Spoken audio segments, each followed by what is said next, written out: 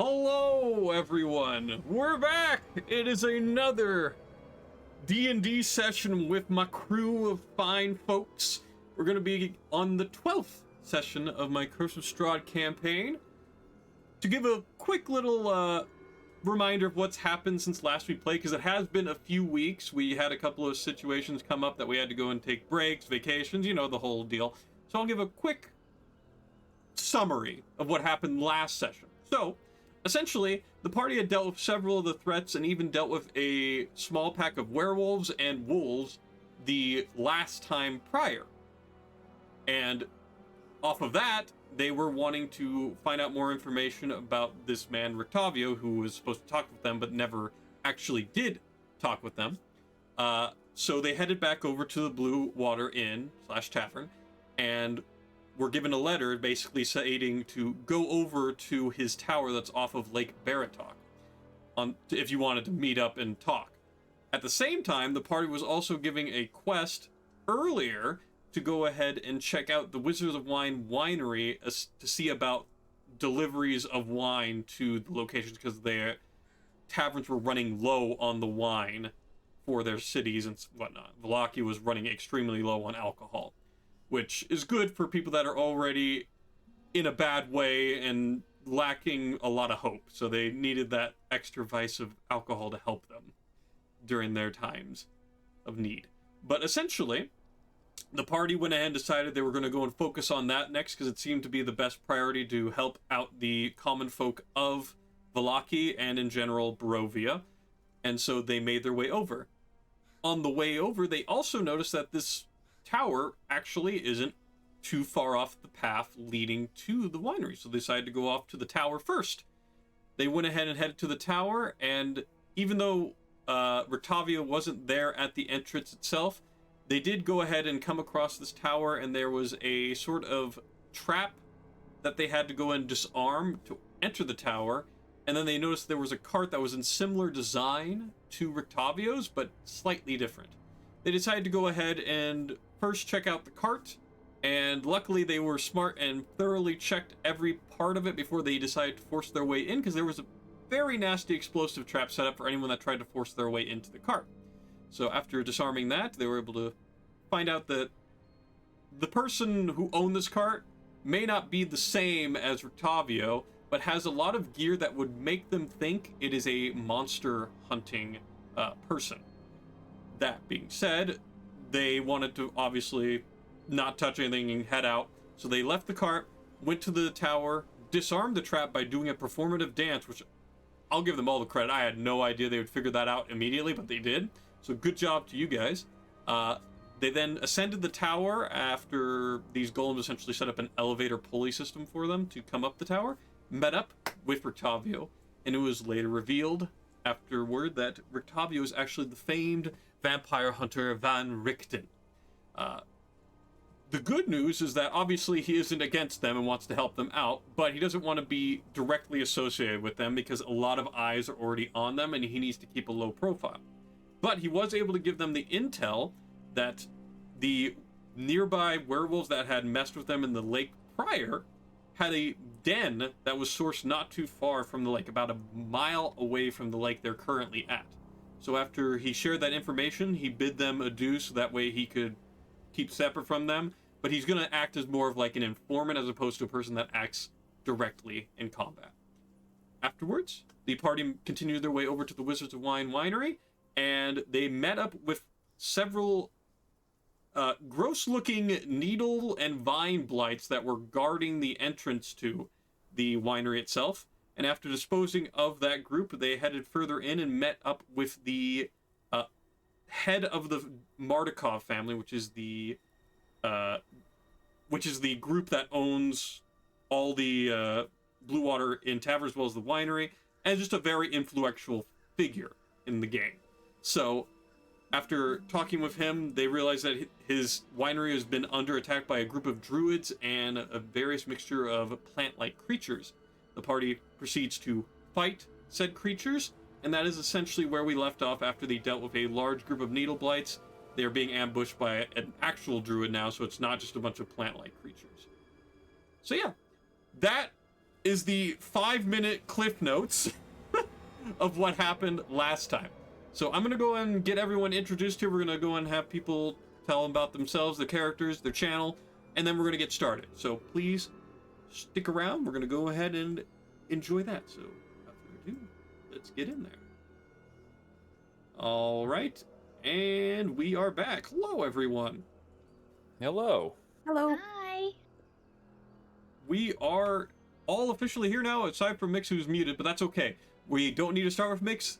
We can go ahead and start right off with our leftmost person on the screen for you guys, which is going to be Smokey Ruby. Please, if you would describe your character, a little bit about them, and anything else you'd like to bring up. Sure. Hi.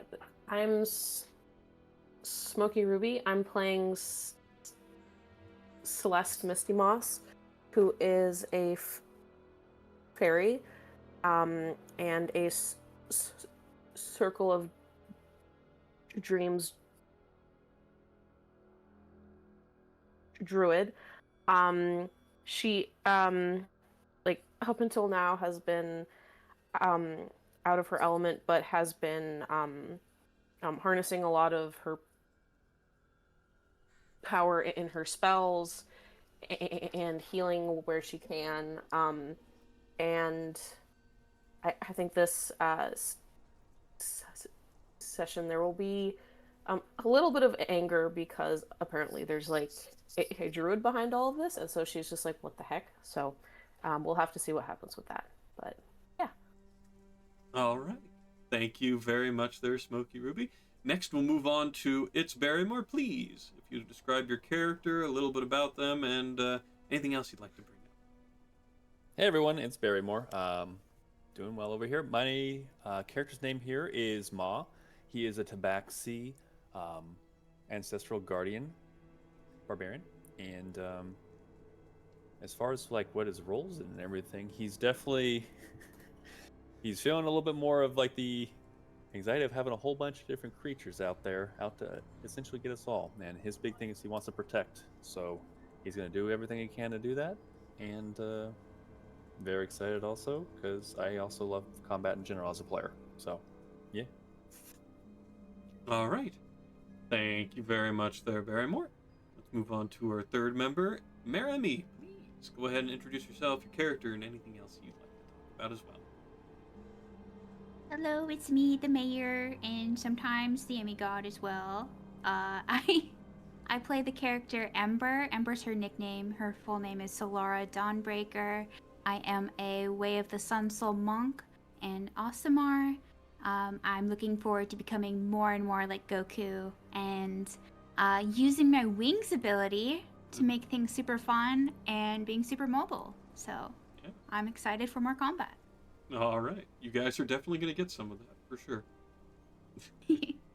All right. Thank you very much, Emmy. Let's move on to our fourth member, the Intrepid Goose, Mix Andreas. Please go ahead and describe your character and anything else you'd like to bring up. Hello, my name's Mix, and I'm playing Goose, the Goose Kinku cleric of the grave. And Goose is a little bit chaotic, and I try to portray that as much as I can. Oh, you do? Great. But you know, sometimes gotta get serious. Like right now, where we're gonna kill some things, and I'm all for that. And so yeah, I'm here for it. Let's crank. All right. Thank you very much. And lastly, we have Shadow Mage. Please, if you would describe your character, a little bit about yourself, and anything else you'd like to bring up.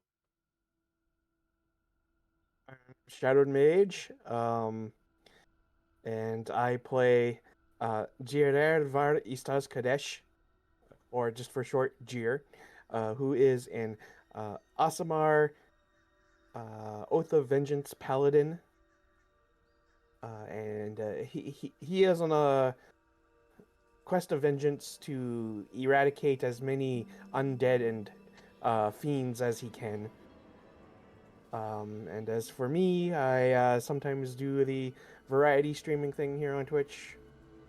You can come check me out on my channel if you're interested in anything that I do. I do Mostly kind of like puzzle, adventure games and RPGs, that kind of stuff.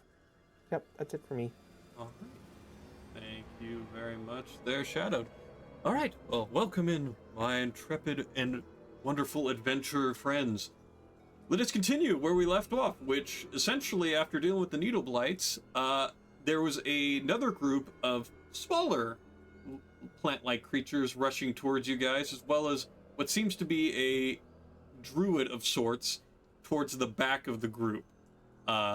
This druid, even though you can't make out too much detail on them, seems to be like wrapped in brambles and very like muddy, dirty, been in the woods way too long kind of deal.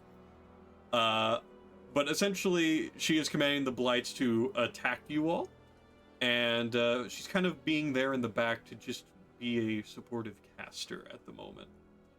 So, with that in mind, you guys already have initiative rolling, and I decided to be smart ahead of time and get the initiative actually done prior to the stream starting. I know, I'm very impressive. But yeah, let's get right into it. I just need to make sure I find the turn order on the Twitch side of things. Or no, the over on the other page. Where is my turn order? It should be showing. Why? I had this so easy, and now you've made it tricky again.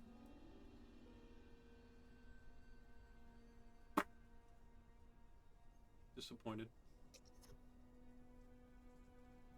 Just asking a question real quick. Does everyone else have black screen, or is it all loaded up? Scroll down. Try and zoom back out. Oh, okay. Just want to make sure. Actually, I can just hold on. I can. There you go. Oh. Damn. Magic. So where did my turn order? It should be showing now. At least on this screen for you guys to see. Right, I guess not. Should I be able to just pull it right up? Shadowed? After the fact? Yeah, where the heck is the turn order? I definitely minimized it. I know that much when I was setting this all up before, but I didn't get rid of it.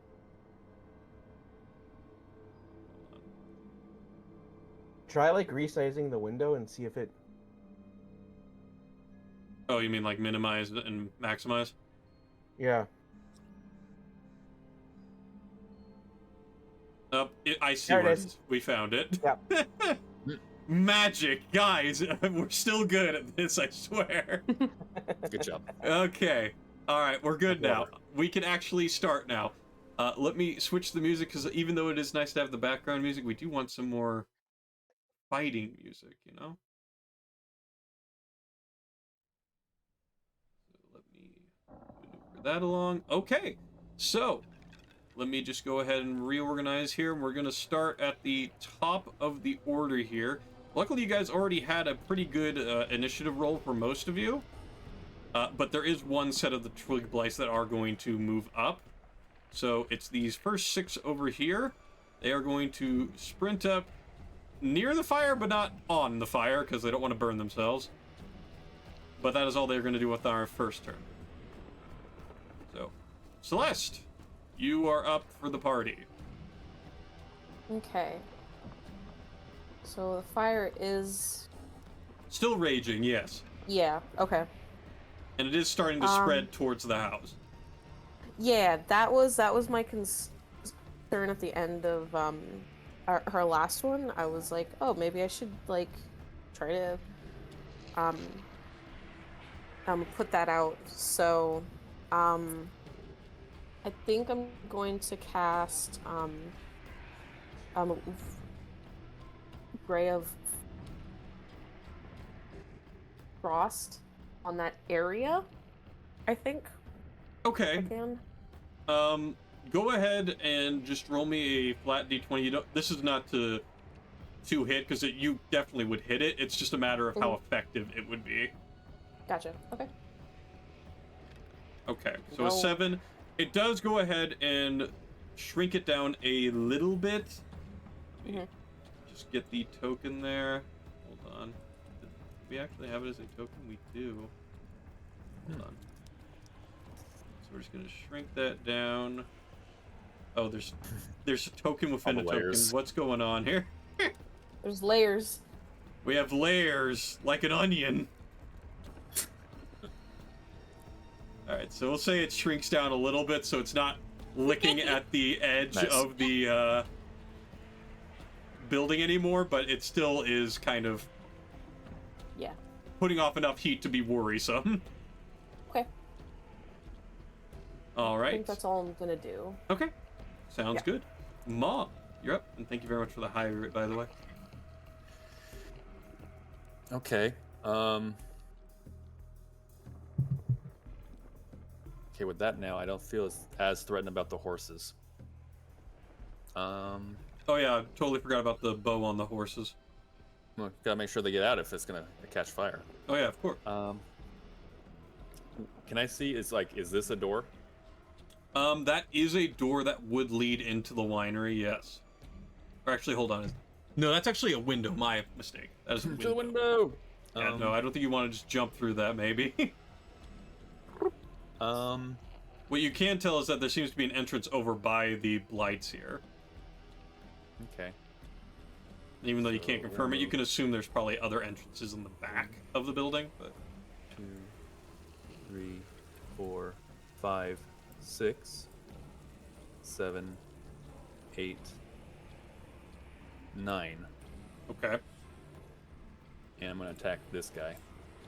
Okay. God, I love freaking mobile. Mobile is good. Mobile is great. Alright. Let us see them hit. By the way, the music isn't too loud for you guys, right? It's good for me. Nope. Oh yeah, the thing like this. Okay, 1 second. So, rolling on my one hand right there.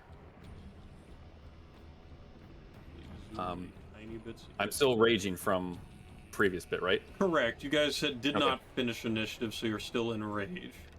Okay, cool. Well, that's good. Essentially, this just was a continuation of the combat that happened. Okay, okay. Reckless attack. Fantastic. Oh yeah, that'll definitely hit. Let's see. Okay, good. Okay. So that'd be 6 plus raging damage, which is 2. All right, so you go and take the quarterstaff, and you essentially just hit it like a golf club, and it just goes for a hole in one with how far you knock it away. Oh. It's dead. Oh, excellent. Yeah, these things are much smaller than the other And I ones you step were with facing. my remaining. Then I step with my remaining 5 feet, Okay. And you do it again. and I'm gonna do it with the blunt end of it. Oh my god. Okay, so with advantage. Sorry. You're good. There we go. Yeah, that'll hit. That'll hit. All right. So 7 damage. Yep, and you just smash that one straight into the dirt, basically planted it in the ground. And it is Okay. also dead.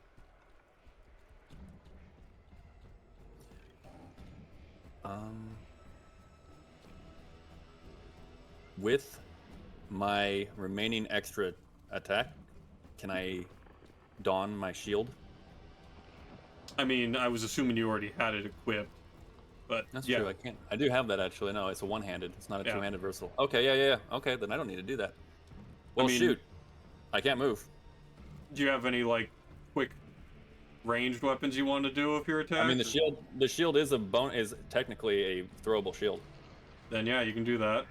Well, then I'll attack that guy with it. Okay. It does not benefit from the rage or the No, but that's fine. reckless. So that will be done with just normal. Mhm.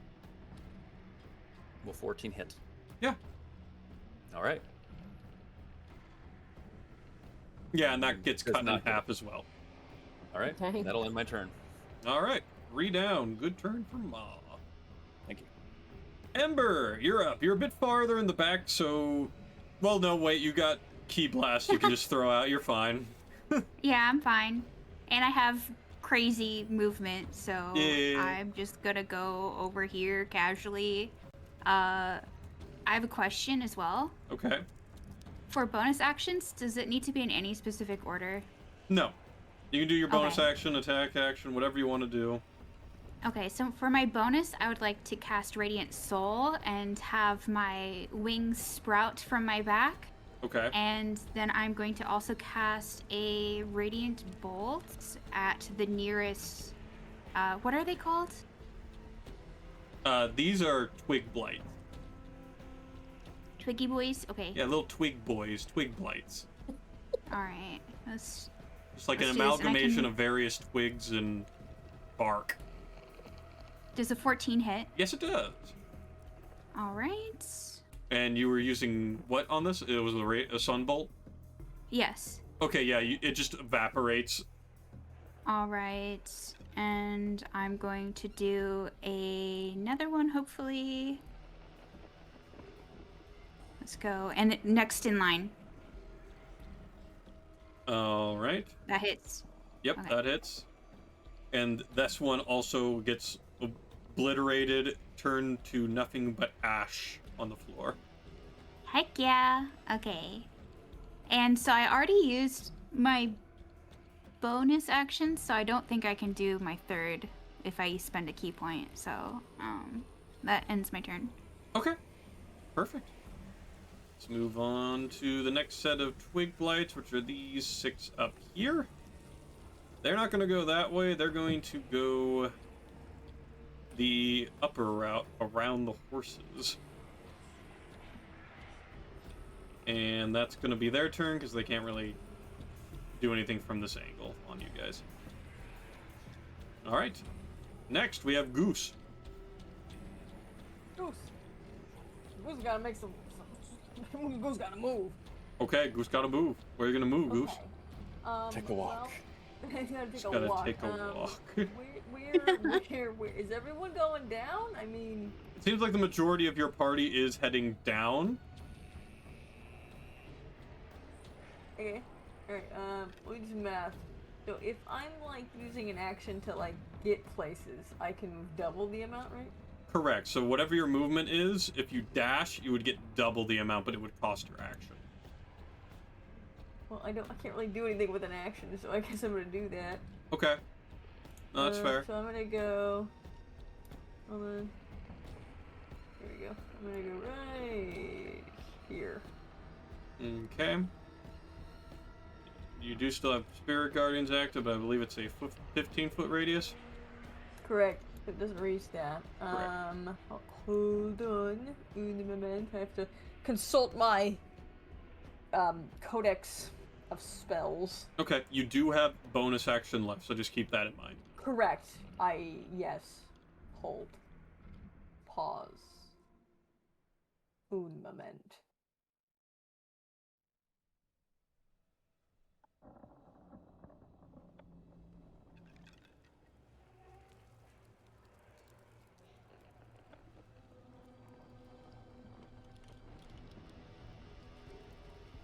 Okay, so for my bonus action, I'm gonna summon my spiritual weapon.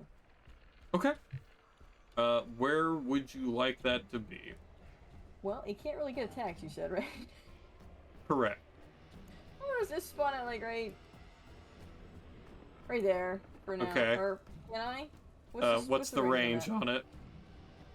I don't know. Hold on. Thoughts. Well, that's the 2 hit, so that would hit whatever 60 you feet? Is it 60? It says 60 feet on spiritual Looks to weapon. be, and I believe you Okay. always want the scythe, don't you? Correct. Beautiful. It's a a great gorgeous scythe. scythe. It's a beautiful one. Yeah. All right. So Yeah. I'm assuming you're attacking one of these 2 needle blights here. That one. Yeah. All right. Yeah. 21 would definitely hit. Okay. Do I like click something else now? Do I click Damage. this? Okay. Okay. Yeah. 10 damage. It just gets cleaved in half as well. Great. All right, I had that- my turn. Fantastic. Okay. The next set of twig blights is going to run up the other side with these guys. And then that's their turn. So, Jeer, you are up. Okay. So I think it looks like I should be able to move 15 feet to here, Mm-hmm. and then 15 feet to here. Yeah, I'll say that's fine. This place is open enough that you could squeeze by people. If it was more of a tight kept corridors, I'd say you have to take impeded movement, but it's fine. Yeah. And then I will just chuck a javelin at the nearest twig blight. All right. Let's see it. 24 will 24 to definitely hit. hit. Go. 10 piercing damage. All right, so you toss the javelin and it strikes true, hitting through, and actually the force of the impact hits the one behind it, killing it as well. Ah, nice. Sweet. Got 2 for 1 on that kebab. The kebab. All right, I believe you still have another attack action though, because you are level 5. Correct. So you can throw another javelin. I believe you should be good range-wise without imposing disadvantage. Oh yeah, you should be fine. Let me see. Does it say? I believe it's like 60 feet. Would be No, where... actually, it has to be within 30 for regular roll. Otherwise, it's within 120 for disadvantage. Oh, okay, well, So this one should be at disadvantage. correct. Okay, 16 will still hit. So yeah. Yep.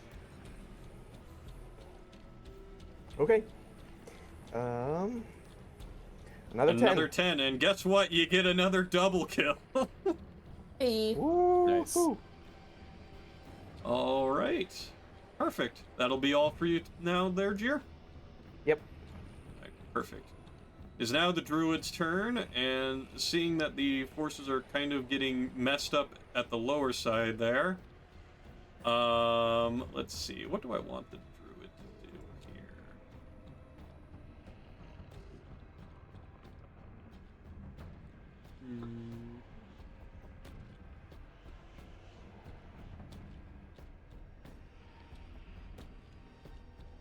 For now, it's going to move up to here, behind the other set of twig blights, and it's going to cast Produce Flame, and then chuck it.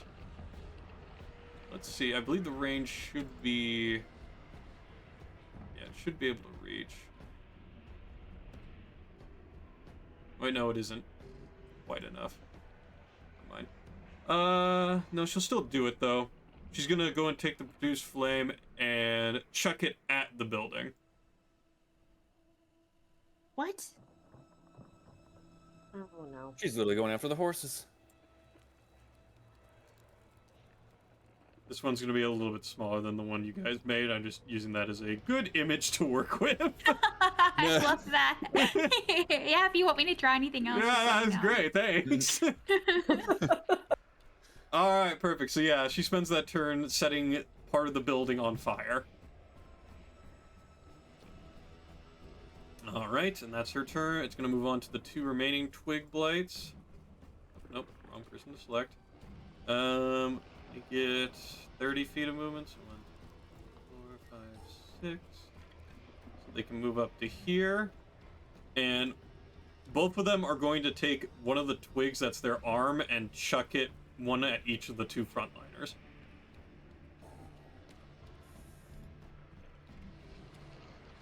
So, first one will be a 17 to hit on Jeer. Meets it, beats it. Alright, that'll be 4 piercing damage.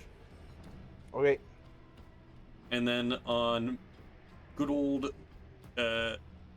Maw here, it's going to be a 19 to hit. That misses. Alright, perfect. That is going to be their turn. And I believe that puts us at the top of the round. Alright, so within the actual building itself, you can hear the sound of slightly larger plant-like creatures moving out inside the house out towards you all. Oh. That's concerning. Let me go ahead and bring those suckers on over.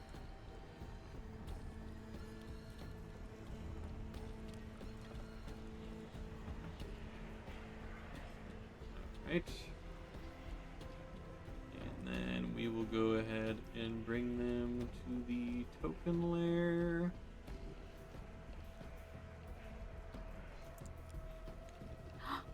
Oh, hi. This is unrelated, but I just realized something. I have wings and I have slow fall. Yes. This is a good combo. I have a question. I'm currently organizing them.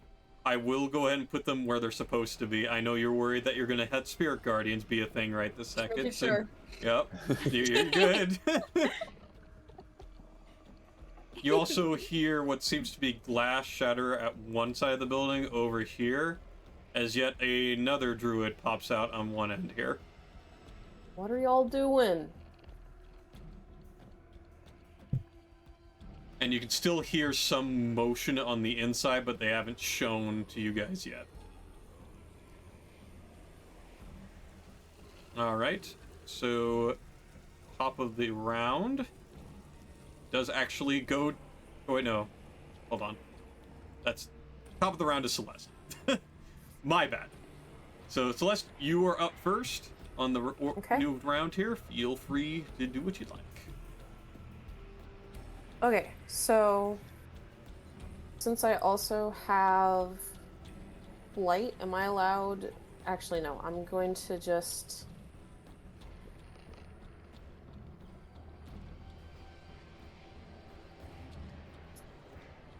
Let me see. I'm gonna go like around here, but I'm gonna end up here.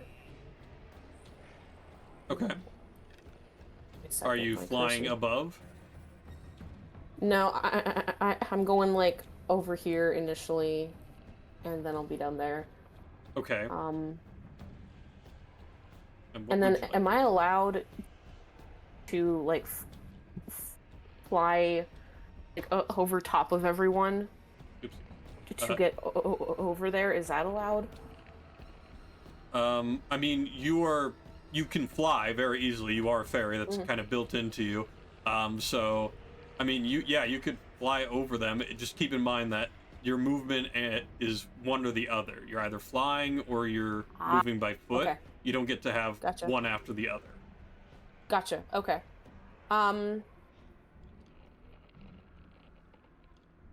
Vertical is important, though. You get to do that. That's pretty awesome part. Yep.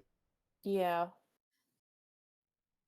I mean, there's nothing... I could totally say that you're just flying over the fire and basically where you are if you want. You can just be like 10 or 15 feet above the air if you want. Yeah, hovering would be ideal, I think. All right. Yeah. So if you can imagine just like the three-dimensional space that is now, I think... I can keep track of it. Okay. So then, how far away is that guy? Well, that's good. Okay. Let me check something. So I am going to cast... Do I have that?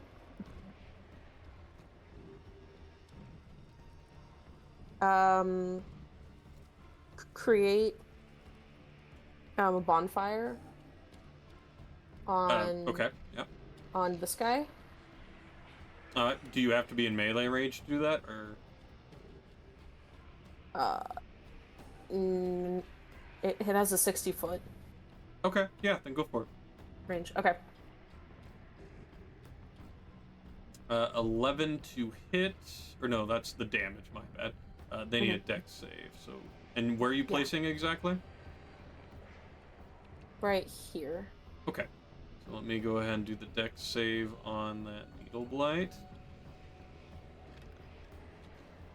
That's going to be a 12, so he fails. No. Okay. And that's 11 damage, and he's also plant creature, so it's doubled. Yeah, he just kind of burst into flames, and he falls next to the building, so the flames are licking at the building's edge. Is it a wooden building? It's got a mixture of stone and wood. Okay. Alright. That's about all I got then. Okay. Ma, you are up. All right, so I'm looking here. Oh, I did not mean to make 2 Ma's, my bad. Oh my god! Oh my god! Okay, so is there any AoE? Oh, there's one right there. Cool. Well, thank goodness I can move a lot. So, 1. There's a lot Whoa, of there's fire still going on. Where's the movement? Okay, it's right there? That's Okay, where the so- fire is, yeah. Okay, 1, 2, 3, 4, 5. Hi. Hi. Hi. I'm attacking that one first. Okay. Okay, so I'm going to be using the polearm with reckless attack. Okay. All right. 16. Yeah, that'll hit. All right, awesome. All right. With rage damage added in. So 10 damage. 10 damage. It doesn't quite knock it out, but it seems to be on its last legs. Oh, goody. So I'm going to smack it again with the blunt end of it. Okay, that's your bonus action. Go for it. Mm-hmm. Let's see, so... That'll 25. also hit. All right. That one is the bonus action of it, so it's the smaller one. Still gets the rage. So that would be 6 damage. Yep, that knocks it right out. All right. Now, because he's dead, does my use of Spirit Guardians not really work for the next round? I mean, Good. if you He was want to, technically you the can first apply it. You choose when to apply it, I believe. So, If it says when I attack someone, that target gets disadvantage. So he's now Right. dead. Does that mean so now that's kind of null and void, or is it like no, you can reapply it for your next one because technically that doesn't exist? sure, I'll go and say you can. I'm good either way. No, Just want that's another fine. one. Go for it. All right. Well, I'm gonna hit this guy. Okay. So I can do the diagonal, right? Yep, that's fine. All right. Well, the bonus action, same dealio. All right. 23. Yep. All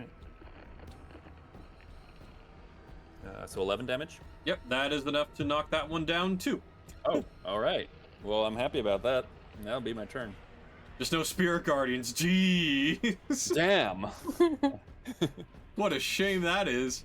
I know. Ember, you're up. Okay, so I have a question. Okay. So can I go 20 feet in the air and then fly over to where I want to go? So it would take 20 feet of your flight movement, but yes, you can. You can then move over the Okay. rest of your movement using your flight. Using my flight? Sorry, you Yeah, cut so out. essentially how much flight movement do you have? So would it be my regular movement? I believe Let it me is when it double comes check. to your whole celestial thing going on. Let me just double check. Yeah. Most of the time the movements are matching. It's just some niche cases. Equal to your walking speed. Okay, then yeah. So whatever your walking speed is. 50. Okay, so you can move 20 feet up, which would give you still 30 feet to move around. Yeah. Okay. So I'm gonna fly 20 feet up, and Okay. then that would put me. Oh, that would put me. I can go over here, and then I want to use. And flying up, would that just be movement? So yeah, it'd be just your movement. Okay. Okay. So then I can spend a key point. Okay. Yeah, if you want to. We'll see how this goes. Okay. Yeah, you still got 2 regular attacks to go through first. Whoa. Yeah, 25 will hit. And Okay, take out the one right in front of Barry. okay, Come on, perfect. I mean- Yeah, it just Let's go. just a shining ray of sun collides into it, and it's like reverse photosynthesis. It just kind of evaporates into the ground. Okay.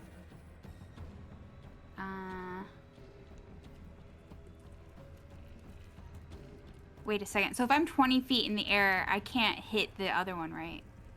5, 10. Because that would be 30. I have a range of 30 for those.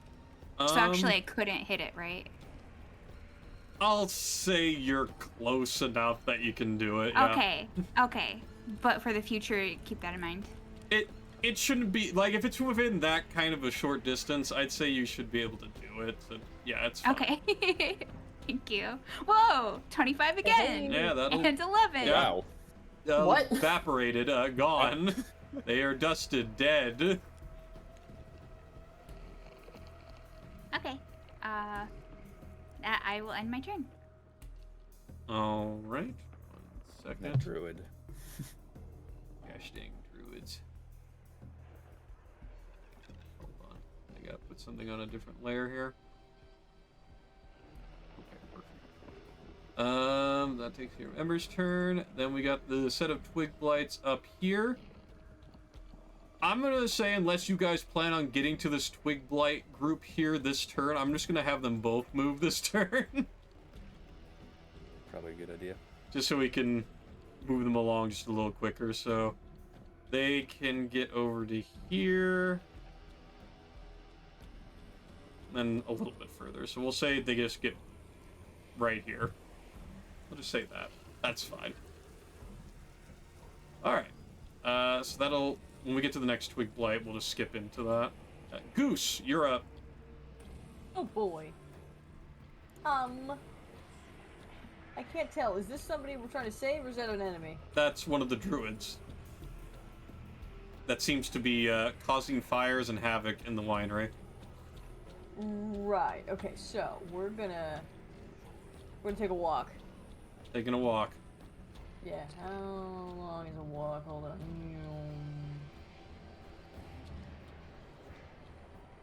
We're gonna take a really long walk, actually.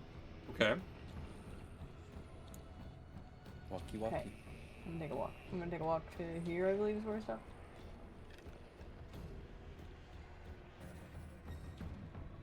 Yeah, okay. So I'm gonna hit this one on the way over. Okay. And I'm gonna hit this one as I land. Yep. Wisdom, right? Yep. Yeah, I believe so, yes.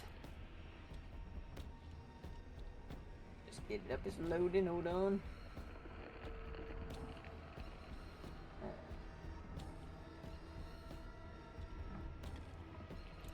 There we go. Okay, well, one of them got a 16, and the other got a crit success. So they both so they take take half 5 damage? damage. It'll be 5 Okay. damage. Sure. Okay, and then I'm going to use my bonus action to hit that thing right there again with my spiritual weapon. Okay.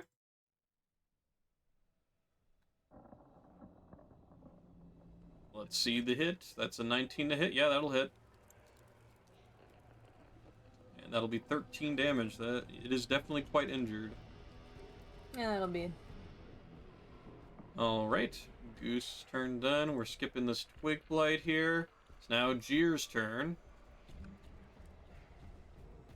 Okay.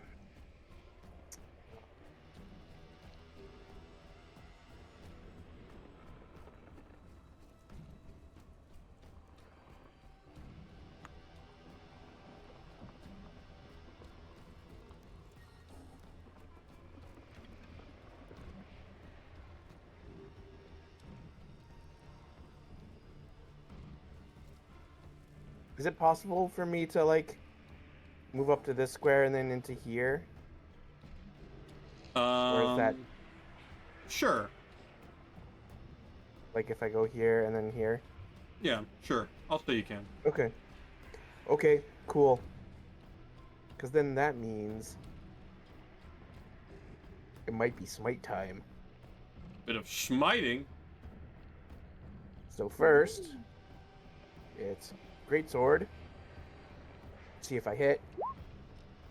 18. Yeah, that'll hit. You do notice as you're Okay. approaching that they seem to be covered in like a barkish armor, but Okay. yeah, that'll hit him.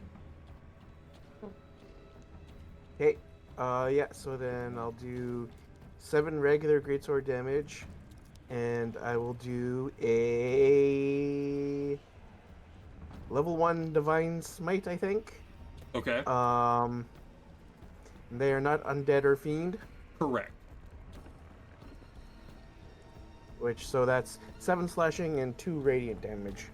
Yeah, so that's exactly enough that you go ahead and cleave its head off, and then the radiant damage basically creates this, like, burning light sensation that just sheens across as you cleave the head off of the person. Yeah. Kind of like a lightsaber wound. Yeah, essentially. And, yeah, that one is, in fact, dead. Dead? Yep. Okay. In which case, then, I believe this is my last javelin. I'm going to chuck, for my extra attack, I will chuck my last javelin at disadvantage at the other druid. Okay. 22 will hit. 9 9 piercing. more piercing damage. All right. It is bloodied.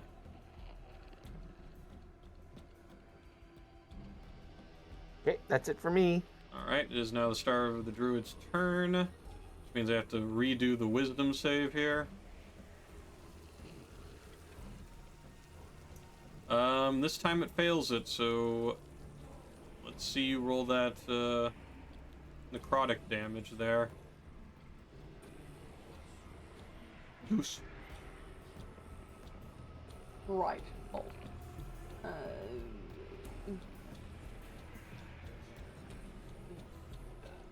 Yes.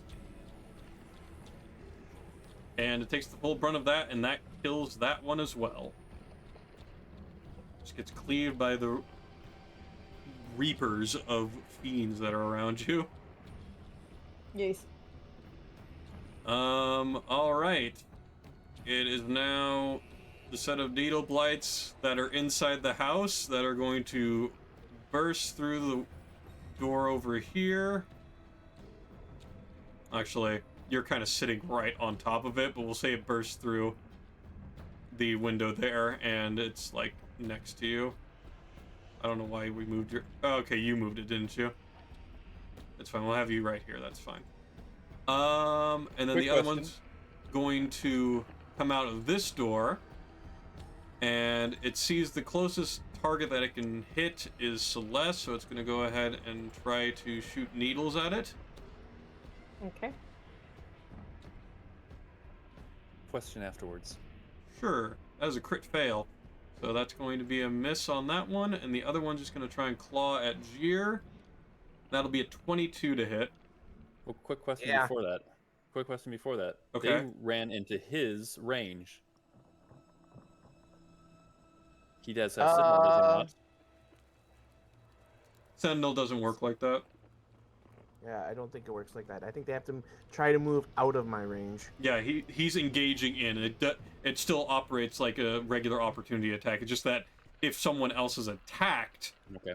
then they can retaliate. But yeah, no, so the claw would go through then, and you take 5 damage, I believe, then, Jir. 5 damage? Okay. Yep. All right, and then let me pop up that turn order again, which puts us at the top of the order, and you can hear the movement of even larger plant-like creatures coming out of the building. Wonderful.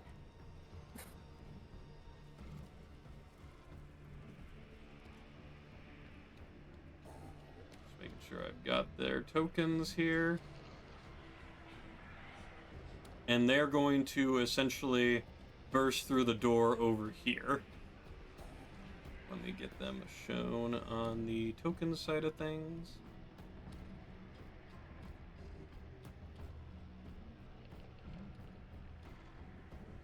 Focus over there so that way you guys can see where it's coming from. So yeah, they burst through the door that's over on this side of the building and have joined the fray as well. All right, Celeste, it is your turn. Okay. So, let's see. Was something. Aha, okay. Oh, it's a bonus action. Okay. Well, no, that's kind of the point. Okay, so I'm going to cast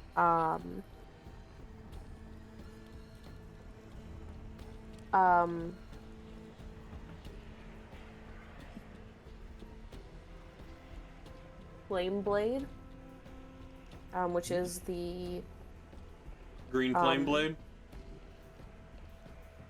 doesn't have a color, but yeah, Okay. I guess. Okay. It's a cantrip, right? No, it's a level Oh, 2. okay. It's the leveled spell. Okay. Yeah. Got it. Sure. And then afterwards I take the melee. Okay. Okay. So I'm going to scooch up here. I'm going to go ahead and cast this, which is concentration. Yeah. Yeah, so the bonfire then goes away, correct? I believe so, yes. Yeah. Sure. Let me eliminate that. But that's okay. It was a hazard anyway. So I'll go ahead and I probably should have gone ahead and said that the fires, since the start of the round, have grown a little bit bigger.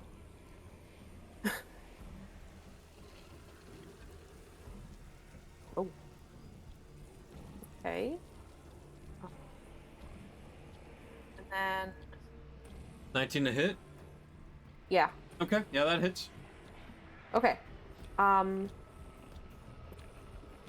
this damage. 14 damage, yeah, that will destroy it.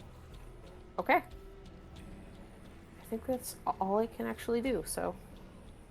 Alright. And that'll be Celeste's turn. Maw! You're up. Alrighty. So, I see another bogey out over there. So, 1, 2, 3, 4, 5, 6, 7, 8, 9, and 10. Hi. Hi. Hi. I'm gonna attack that one first, Okay. since it's gonna be the next one up. Mhm. Alright. We're recklessly attacking, of course. Naturally. Come on. 18. Yeah, that will hit. Okay. Awesome. So that'll be 10. 10 points of damage. Okay. Alright, I'm going to use the Blunton to attack it also. Okay. Okay, so...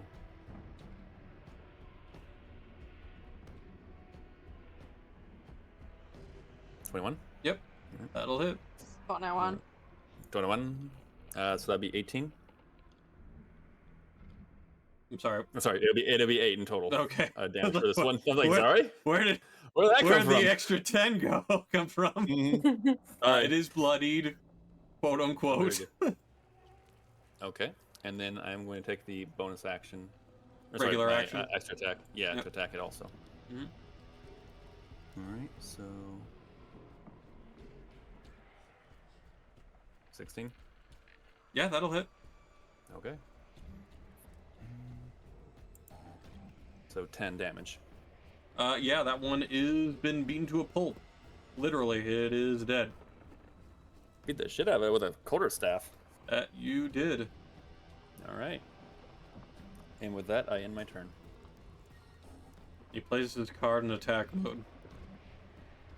I place Beaver Warrior face down in defense mode. All right. Wait, that doesn't make any sense. Why would you do Face that? down, Beaver Warrior, mind you.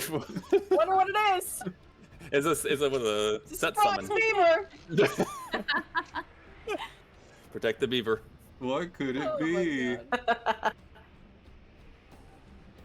Okay, so I'm gonna fly on over here.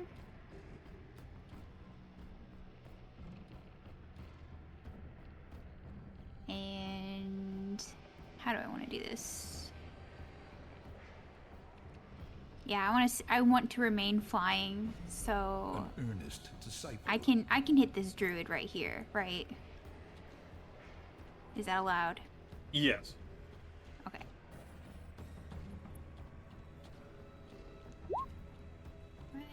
Does a 14 hit? This is the druid, correct? Yes. No, that one misses. Okay. My next attack. Does a 16 hit? Yes, meets it, beats it. Okay. 11. 11 damage on the druid. All and right. then I would like to spend a key point so I can do another one as a special attack. Okay.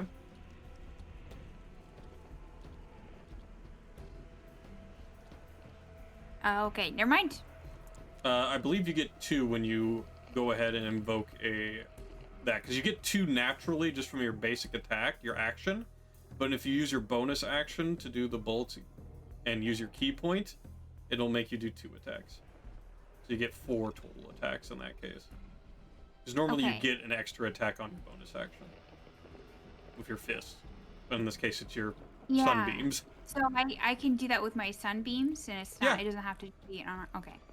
So let's try again then. Yeah, with feeling. 19 will hit. There we go. And then And for it another is 7. also bloodied. Heck yeah! I end my turn. Let's go. The twig blights are once again in a situation where the fire is actually blocking them off directly. So they're awkwardly going to move over here. Beautiful. And then, unfortunately, that is all their movement, so they can't even perform a ranged attack, so... for all their actions, so... that is, their turn. Goose, you are up. Excellent. Alright, That's tempting.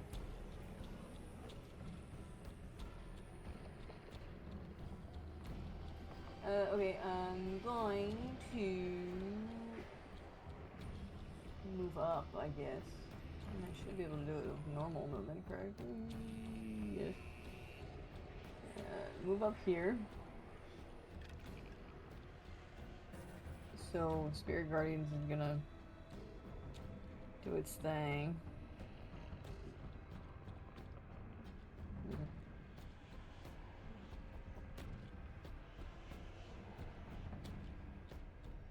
Hold on 1 second, I'm just adjusting something on my end.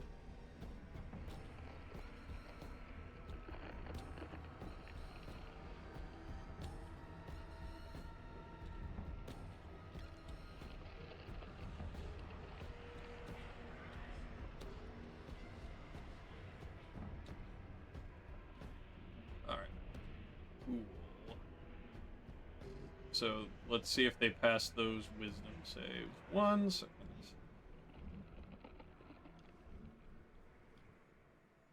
That is going to be a 7 on the druid, so it fails. And then the vine blight gets 10, so they both fail and take 20 damage. The druid is dead, Okay. and the vine blight is very heavily wounded. Okay. I'm gonna touch Maw for 6 HP temporary. Okay. And then I'm Thank gonna you, use Goose. my bonus action to use my spiritual weapon on this dude. Alright. Come with me, spiritual weapon. What are you doing? Well, I don't think it needs to move, does it? We gotta. I don't think it hits either way. It doesn't matter. It's Uh, fine. yeah, it's a crit fail. No. That'll be a miss, but we moved it over anyway. Right. Perfect. Good enough. There you go. That's it. We already went through their turn. Jir, you're up.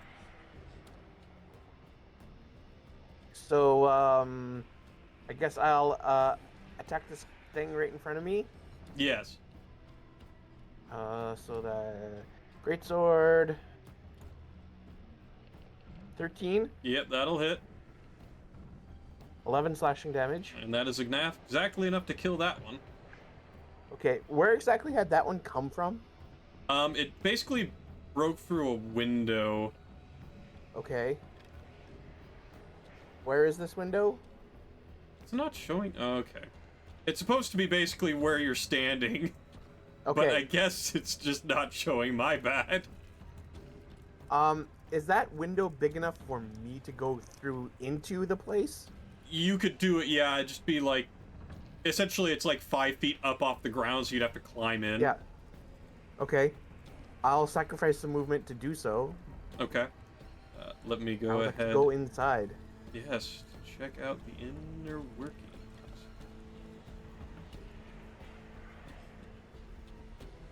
Okay. Like I would assume that would cost like 10 movement instead of 5. Correct. Want me to describe the workroom for you a little bit? Sure. The dirty window in the wall allows dim light to enter this room. Wine bottles are manufactured here, as evidenced by the tools lying about. The wooden rack full of freshly blown glass bottles along the south wall. The hearth built into the southwest corner, and the barrel of the sand standing next to it. A staircase descends underground, and between it and the racks of bottles stands a barred door. Door here? Let me double check here.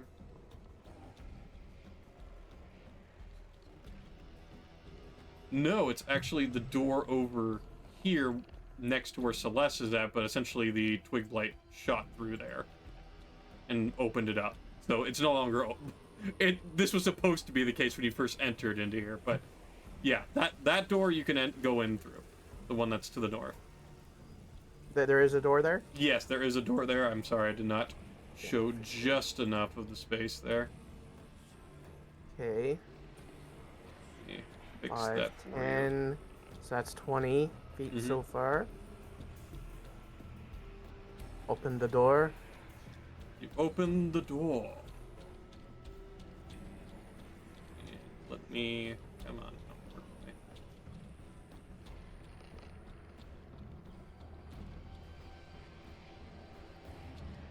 All right. Now we got a description for this room. The rich smell of fermenting wine fills this large 2-story chamber, which is dominated by 4 enormous wooden casks, each one 8 feet wide and 12 feet tall. A wooden staircase in the center of the room climbs to a 10-foot high wooden balcony that clings to the south wall, which has 4 windows set into it at balcony level. Stacked against the wall underneath the balcony are old empty barrels with the Wizard of Wines burned into their sides. The balcony climbs another 5 feet as it continues along the west and east walls, ending at doors leading to the winery's upper level. Underneath these side balconies are several doors, some of which hang open. Beneath the sloping roof stretch thick rafters upon which scores of ravens have quietly gathered. They watch you with great interest. Okay, so there's a balcony above me if I go in here. Yeah, Yes. Okay. Yeah, I'll Go just ahead and call it also there. give me a perception check since you're in here. Oh, sure. Perception. No, only an 8. Yeah, so nothing seems out of the ordinary for you. You just see the barrels as described to you. Okay. That's it for me. All right. It is now Ember's turn. Actually, did I do the top of the order right? No, I think Ember is supposed to be the top of the order. We'll just continue as it is with Celeste being the top of the order, but yeah, go ahead and go, Ember. Okay. Let me see. So I would like to... I'll just fly over here and cast Radiant Sunbolt at that fella over there. Oh, that doesn't hit. That would be a miss, yes. How about... There we go. That will hit, yep, and that will kill it. Let's go. Bye-bye. Goodbye. And let me see here. Get rid of this, get rid of this. Is there anything else you want to do with your turn? I mean, I don't believe So, the building is on fire. Would I notice that well over there? From where you're currently standing, you would notice that the fire that's over here is starting to continue to spread up into what this corner room is. It probably would be like a stairwell area that leads to several floors. Okay, so I'm gonna go over here and collect some water. Okay. And so that would be 5, 10, 15, 20, 25, 30, 35, 40, 45. Okay. Over here. Okay. Bringing the water back, but I'll have to end my turn there. Yeah, you're not quite in range to be able to actually throw it in a good spot, so yeah, we'll just say Yeah. that's where you're at. Ma, you are up. In passing by, I asked Ember if she wants help on this, or should I break into the building, which is the door right there. No need. Okay. So then I would be moving into the... This is assumably a door, right? Yes, that is a door. All right, so 1... Can I pass... Okay, so 2. Yep. And then essentially it's like a little in-between room. Let me just quickly describe it, but you're essentially right next door to where Jir is currently. So in this area here seems to be a storage area. Bare hook lines the walls of this storage room. Shelves to the south hold several pairs of stained wooden sandals of oversized soles. Both doors to this room hang open. The one to the west is fitted with iron brackets and leads outside into the obviously the yard here, and then lying on the floor next to it is a 5-foot-long wooden beam. All right. And that's basically all the description I got on that room. All right. So by moving here, I've gone 15 of my 20 or my 50. Is this like Correct. assumably rope or something, or a wall? So think of it this way. This area here, where all the barrels are, is the lower floor. These stairs lead up. These stairs right here lead upstairs to these upper barrels here. Currently where Jir is, think of him as like he's under the stairwell right now. Okay. Where am I in comparison? You are on the same floor as him, but you're essentially, there's like a little balcony area that you're under. Okay. So I can Presumably, easily... if you go, oh sorry, I was just gonna say, presumably if you go up the stairs, you then get to go to a different map that's up in the black. Okay. Is that accurate? One would assume.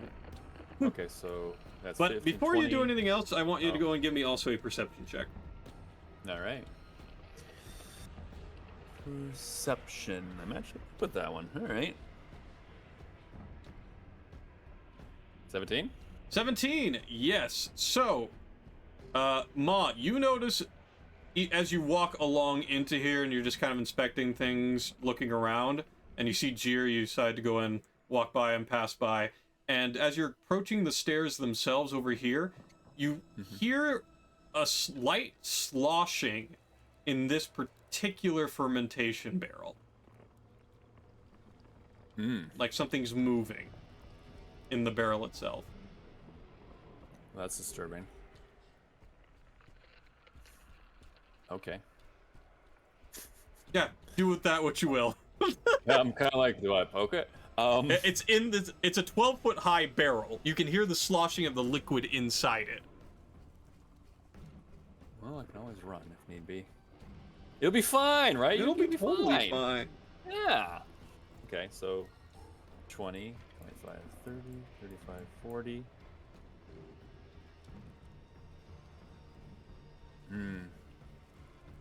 So if I go up the stairs, where would I land?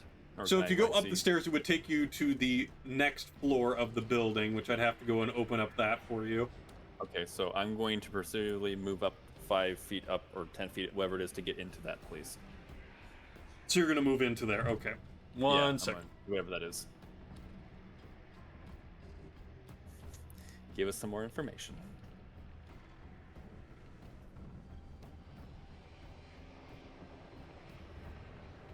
Alright, and let's go ahead and move Ma over. I'm gonna make your token disappear for a second. Whoosh. Alright, there you are. I will go ahead and place you accordingly.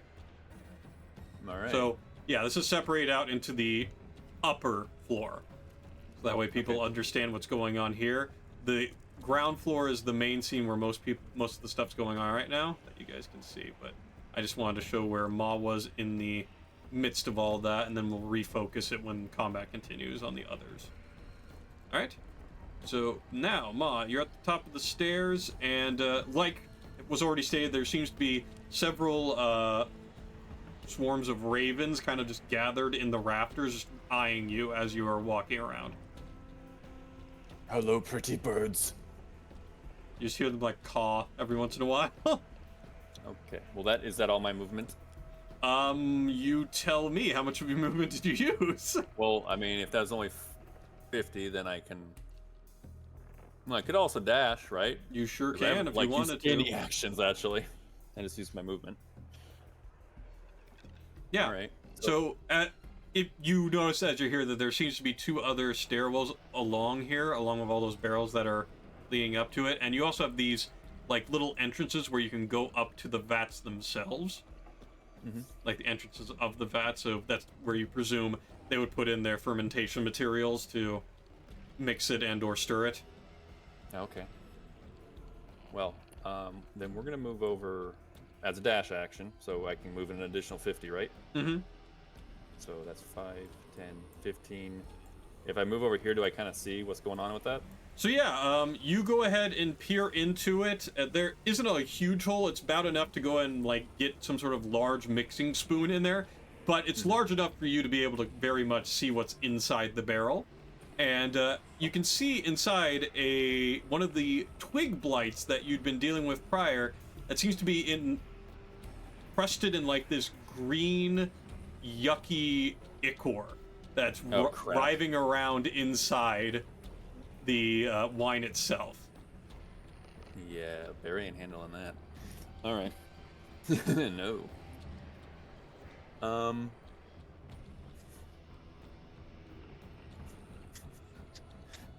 I'm going to continue on over this way. So that was, again, 5, 10, 15, 20 to get up there. Then 25 would be where I currently stand. But as I'm down there, because I'm assuming like right around here, or basically right below is where Jir is, right? So Jir would be essentially below the stairs right here. Yes. Is he in earshot? He could definitely hear you in that room. Slime! No, it's a twig blight. It's an icky green ichor. It's essentially like, to describe it more easily and better, it seems to be contaminating the wine. Ah, okay. Gooey wine. Okay, well, we're not going to go in there. That's just not a good idea. So that was 25, 30, 35, 40? Or 50 up there? Yeah. That would be your movement. 40, and so I have technically 10 more. Yeah, okay. If you wanted to... Give me information. I mean, there's a doorway right next to you there if you wanted to go into there. You... Since you're sitting there, are you going to open the door straight away? You checking anything? You just going? I mean, it's a hallway, right? So, this leads into another doorway. You're not sure what's beyond the door because you haven't been in this place before. Well, I'm gonna open it up. Okay. So, as you go and open it up, you see another druid! And it seems to be using this staff and doing some sort of spell casting chanting in the center of this little divot here. Oh, excellent. And you notice the staff itself emanates like a greenish glow. And it's like a gnarled staff, has like kind of creepy in the way that you can see in the staff itself. There seems to be like little slits where like a green eyes are in those slits, like small eyes, but it's like it gives off this like not natural magic, not good natural magic for that matter. All right, well, with my remaining 5, movement on the dash action. I get into the room. And Question is, okay, so let me actually describe the room in and of itself too while I'm at it, because you know you're in the room. This should be. Yeah, so this room has a wooden floor with a 10-foot square hole cut into the middle of it. Looming over the hole is a wooden winch. Perched atop it is a man with wild hair, rotted teeth, and skin painted red with blood. He waves a gnarled staff made from a black branch and babbles at you. okay, well, I did my movement, I did my action. I do not get the bonus action. However, I still have extra attack. And I'm going to throw my thing at it. Okay. I do not get the advantage because I cannot use that. So let's see. 26. Yeah, that'll hit. All right, come on, baby. Let's try to knock its concentration. All right, so 7. So 7 damage. Is it concentrating or no? This seems to be like it just continuously doing chants in quick succession, so it's not a concentration. Okay, cool. Okay, well, that'll finally do it for my turn. Yeah, it seems like, just based on what you see, it seems to be like there's a barrel inside the loading winch itself, and it seems to be trying to contaminate that barrel as well.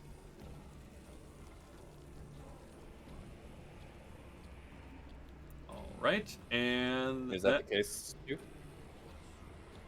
I'm sorry? And Q's saying that if I dash, you don't have an action.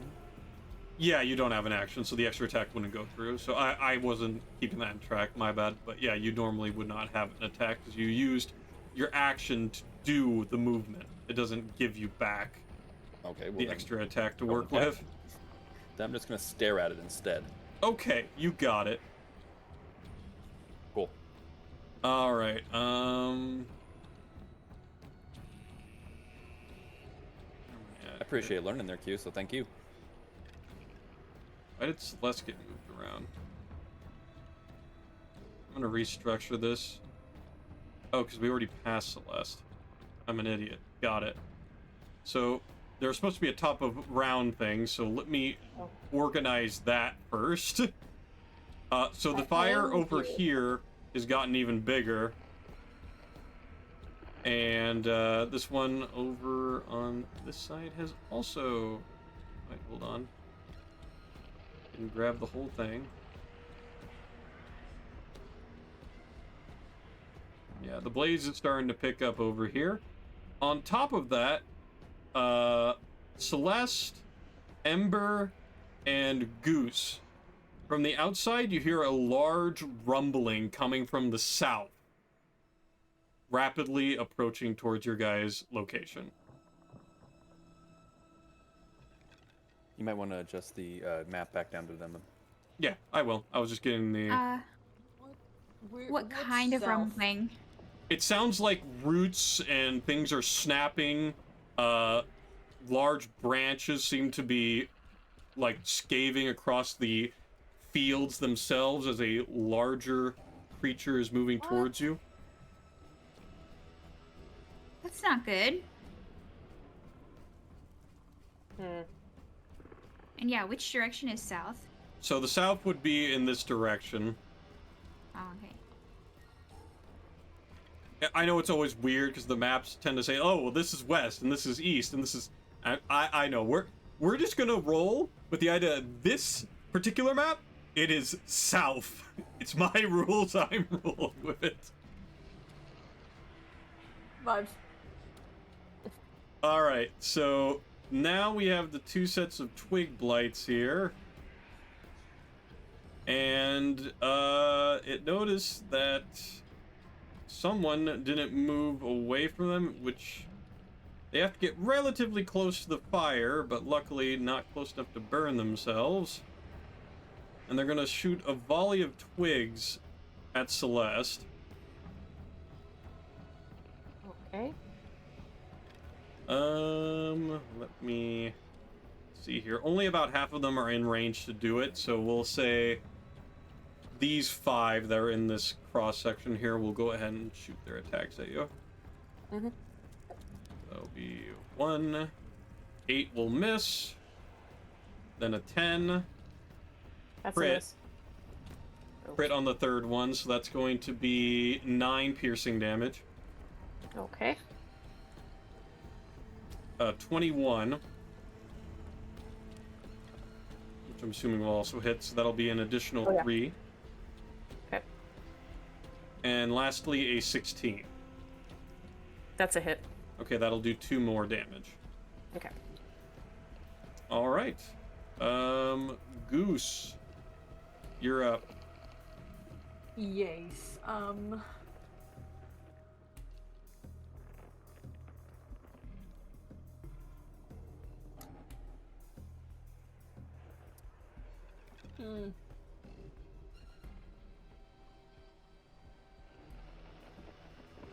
I guess I'm gonna move into this area. Which area? Okay, you're gonna go into the building? I not- guess. Okay. Just wanted to make sure we were clear on that. We'll go like right there. Okay. Alright. And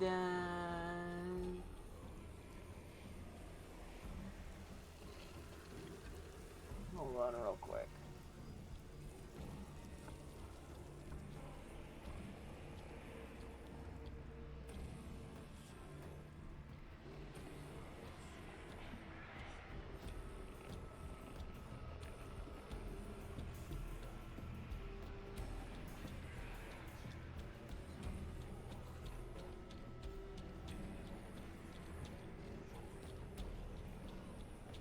Okay, and then I'm gonna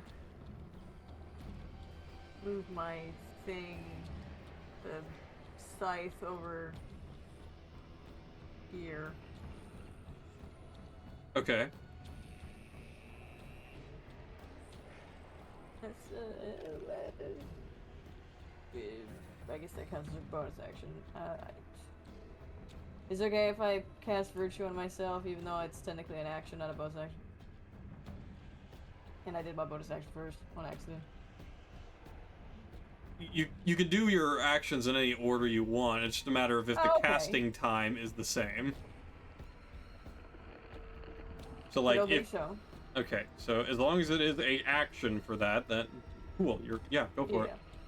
Yeah, so I'm gonna cast that on myself, so I have that. All right. And that'll be it. The druid is up, and he's gonna jump off the wench here and start coming towards you. Ma? No, Let very me good. make sure. Yeah. He's going to loop up and Loop. around and cast Thunder Wave on you. Just letting you know, he did enter my range. He's still in your range. Wait. Yeah, when he enters the range, because I have Polar Master, I'm allowed to use a reaction to attack. Okay, go for it. Okay. That was the thing, by the way, I remembered. I forgot with Sentinel. Yeah, essentially it's been the equivalent of about 40 seconds, Emmy. Okay. Okay. I believe that's the round we're on at this point. No, it's round 8. So that would make it 48 seconds. Okay. Yep, 5 damage. It'll do the 5 damage to him. He's still upright. He is going to go and cast Thunder Wave on you. So let me 7. go ahead and tell you what save you need to make here. Okay. Alright, so you're gonna need to make me a Constitution saving throw. Okay.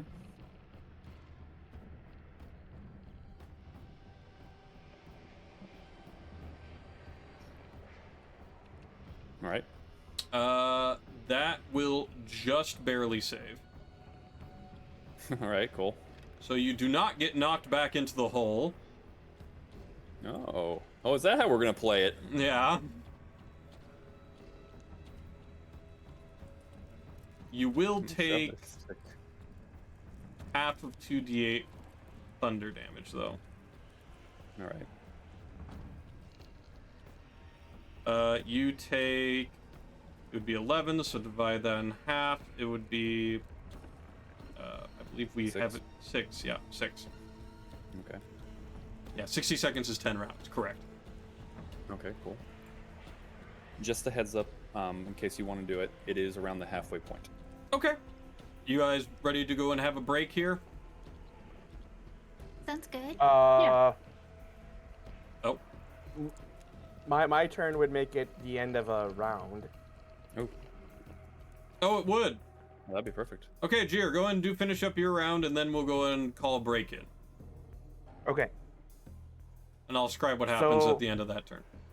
As far as I can tell, it looks like I should be able to kind of like move like around this and then go up and then Yeah. to there. Yeah. So that puts me there with all of my movement for one turn. Okay. So I'm up on the second floor there. So I can't see them because they're in like another room, right? Correct. You can hear the sounds of fighting, but you can't directly Okay. see them. Just curious, did you want to look out the window? Sure. I didn't know. No When reason. The DM asks that. 'Cause you're just like, Yeah. Right? yes, I apparently do. So, just so you know, about maybe 200 to 300 feet away out in the field, you can see what seems to be a large tree approaching. Oh no. Freaking Treebeard's Oh. here. And that's Yeah, where we'll go and take a break. No. Cool. Yeah. All right. Okay. Love to see it. All right, so for everyone here, break time, which means a break for us is a break for you guys as well. Grab something to eat, grab something to drink, go to the restroom, do whatever needs to be done for your mortal souls, and be back in about 5-10 minutes where we will show up as well. Thank you guys for your time, and I hope to catch you all soon. All right, be back soon, guys.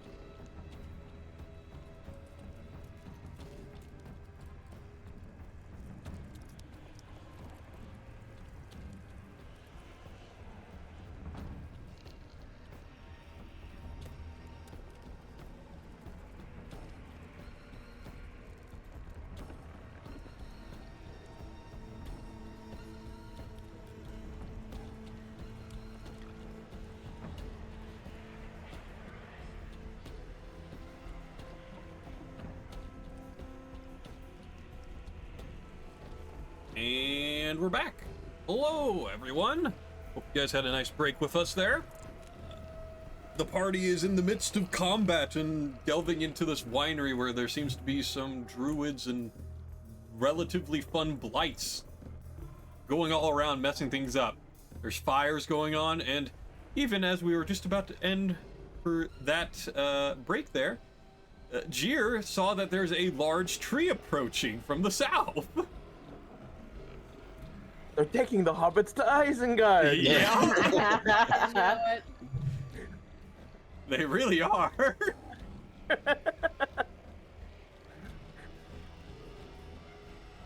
Perfect. All right, so let's get back into it. It's the start of a new turn. The large tree is approaching. Give or take at the rate it's going, Jir, you could probably say they'll be here within the next 12 to 18 seconds. They're pretty big, but they're also fairly fast. They're just kind of... Two to 3 rounds. Yeah. Okay.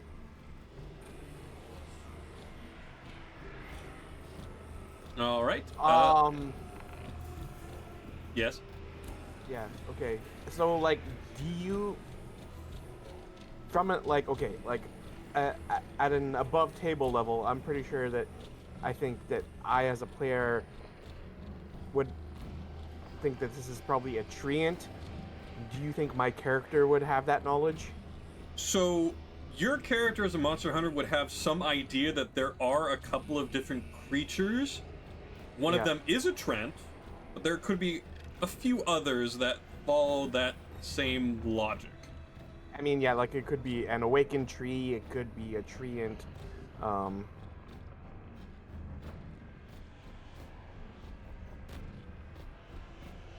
Could I just, like, I guess I'll maybe just try to yell out, "Big tree approaching!" Yeah, I'll get the job done.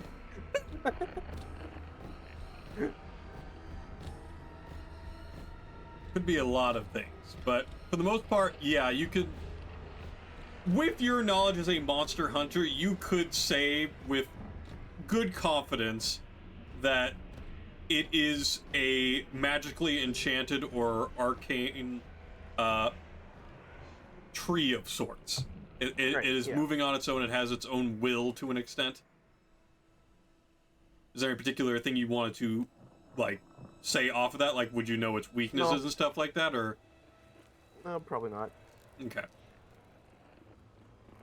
Let me make sure that I just was wondering if, like, if I could be particularly specific in how I was describing what was approaching, but... Yeah, the best way you could see it is that instead of it walking, it's like several vines or several of its, like, roots and branches are, like, crawling along it as if it was a spider, to an extent. Interesting. Yeah, okay. So it's not like a traditional, like, oh, it's like taking the hobbits to Isengard. No, it's not the same as that, but it seems to be moving fast in a skittering kind of way.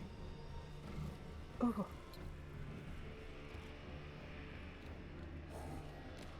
A big piece of the forest is detached and is coming for us. That's a good way to describe it. You would have to guess, based on its size, like maybe a 100 or 200-year-old tree. It's pretty damn big. Carry on. All right, perfect. So it's top of the round, which puts us on Ember. You currently have a bucket of water in hand, and I'm assuming you're coming over to try and deal with the fire. Yeah, so I'm gonna deal with the fire here. I'm gonna throw the bucket on the fire and see how effective that is. Yeah, just roll me a flat d20 to see how well it does. Oh. Oh! Oh no. Oh man. So you go ahead and toss it, but as you're, like, releasing it, you try to pull back and you jerk it slightly, so it causes the water to flip up in a direction you weren't hoping to do it. It still hits the outside of it and slightly reduces the flames, but it's not nearly as effective, and the bucket falls out of your hands. Well, heck this. Okay. Well, I'm... Okay, Shadowed. Come on now. I picked on that too.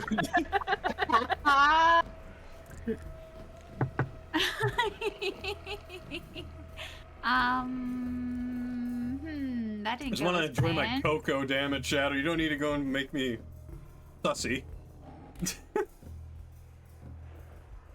So, if I use dash, I wouldn't be able to throw the bucket, right? This turn. What's your movement? 50? Yeah. So, I'll say that you could re-pick up the bucket, run back, bring it back, but you couldn't toss it that turn. Like, you can go back and, like, fill it in the well, and then come back to where you're basically at, but you wouldn't be able to toss it. Because you've already used your action, essentially, to toss it and then refill it. Does that make sense? Yeah. I want to just be like, heck it. Oh, you're just gonna let it burn? Burn, baby, burn. I mean, I got a 1. I'm feeling, you know, well, actually, It's I'm a not my monk, problem so- anymore. Actually, It's literally I'm just a like monk. you walk up, it's like, open sesame! Well, that's all I can do. Yeah. Emmy would definitely give up. Ember's a monk. I've trained under waterfalls, so let's do this. Let's do this again. I grab the water. I run back, and next time I'll try again, I guess. Okay, you got it. You're not So supposed to go chasing those. Yes. let's move on to Celeste. Got 2 people, got it. Okay. Go Can I ahead. make a nature check Okay. and just kind of like observing whatever is on its way over to see if I recognize it? You can, yeah, go ahead and do a nature check. I mean, after Jir made attention to it, you can see, like, the top of it and, like, maybe, like, a little over the, you know, like, there's 2/3 of the tree. You'd basically be the top third that you can see. Okay. I'm still gonna do it. Okay. Let's do it. It's a good roll. I mean, So, based on, it's a bit hard to see because it is starting to, like, get cloudy and such, but based on what you can see there, the bark seems to be heavily necrosed and rotted. It seems like dark magic of some sort has been afflicting this tree for a long time and causing it maybe to be moving berserkly towards the direction out of Okay. anger through its trauma. It's definitely not natural in a No. good at all. It's just a bad thing coming your way. okay. Noted. But I'll say that Um, that didn't really actually cost you any action. You can still do what you want to do Okay. here. That was gonna be my next question. So the alchemist fire here. Yeah, it's turned into a bit of an inferno. Okay. Like part of the roof and shingle is starting to catch on fire over there, and it's just like Okay. everything around it is like starting to get a dark, black, ashy look to it. Okay. I'm gonna cast a ray of frost on it again, Okay. and I'm gonna hope that that helps. Okay, yeah, go ahead. So would that just be a normal? D20 in this 20 case, then? because it is going to hit always. It's just a matter of how effective. Okay. A 12. So that is, you go ahead and don't hit it quite center mass, where the source of the fire is really at its primest, but you do go ahead and definitely reduce the overall size of the fire. Why is it selecting everything? I just want the fire. Okay. There we go. So yeah, you've shrunk it down. Ignore that one little extra there. It's gone now. You don't need to worry about those pieces of the fire. It's just non-existent. So yeah, it's still very much blazing, but you've at least caused it to recede, and luckily, since this corner here is more made of stone than wood, it seems that the fire seems to fade away from it. Okay, awesome. All right, and did you want to move away, or are you just going to stand there? Go in. So, let me see. 5, 6. Okay, so I'm gonna go to like right here. And then Okay. I'm gonna end my turn.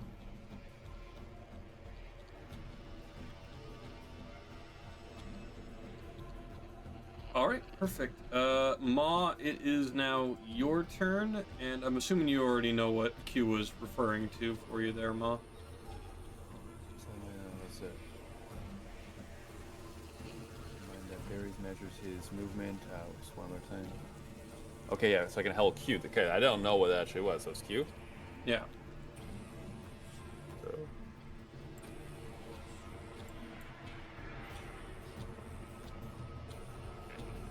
Oh, okay, very nice. I wasn't aware of that. Is it Q?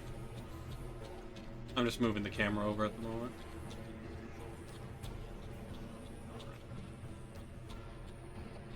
Okay, I'll look into it. Thank you very much for joining Thank us you. tonight. I appreciate that. Have a good night. Definitely sleep well. Good to see you. All right, Good night. Ma, you're up. All right, well, I'm gonna hope to just stay still so I can get my cat-like reflexes back. Okay, so you're just gonna beat up on this druid? I'm gonna beat the hell out of them. Okay, great. Okay. So, reckless attack. Because of how much long it is, I have this turn and next turn before I have to reapply rage. Correct. Okay. 18. That'll hit. So that would be... We had 7 from before, 8 now. All right. Okay. Bonus action. I'm gonna try to be a little bit quicker.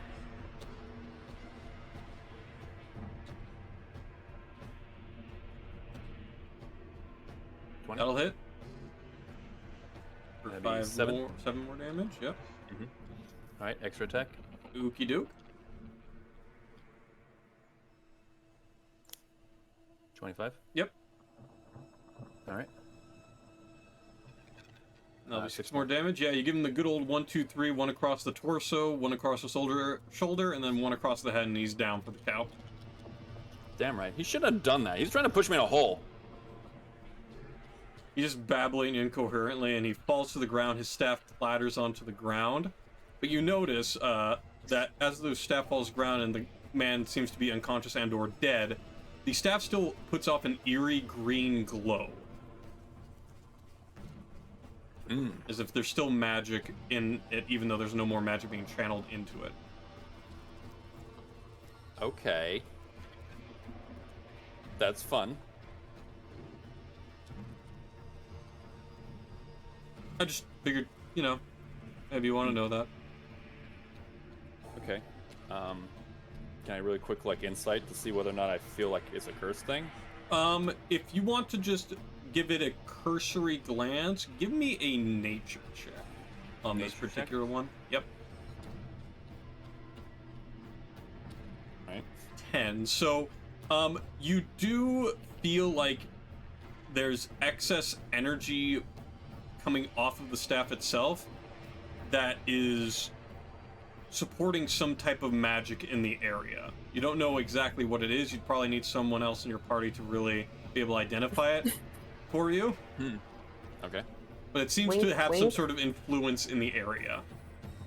Like it feels Alright. like the energy seems to be mostly condensed around the staff itself, but like there's like a echo or vibration of energy pulsing off of it. Okay.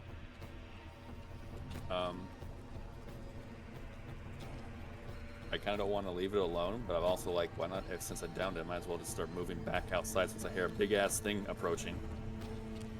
Okay, so you're gonna leave it on the floor? I don't feel good about leaving it alone.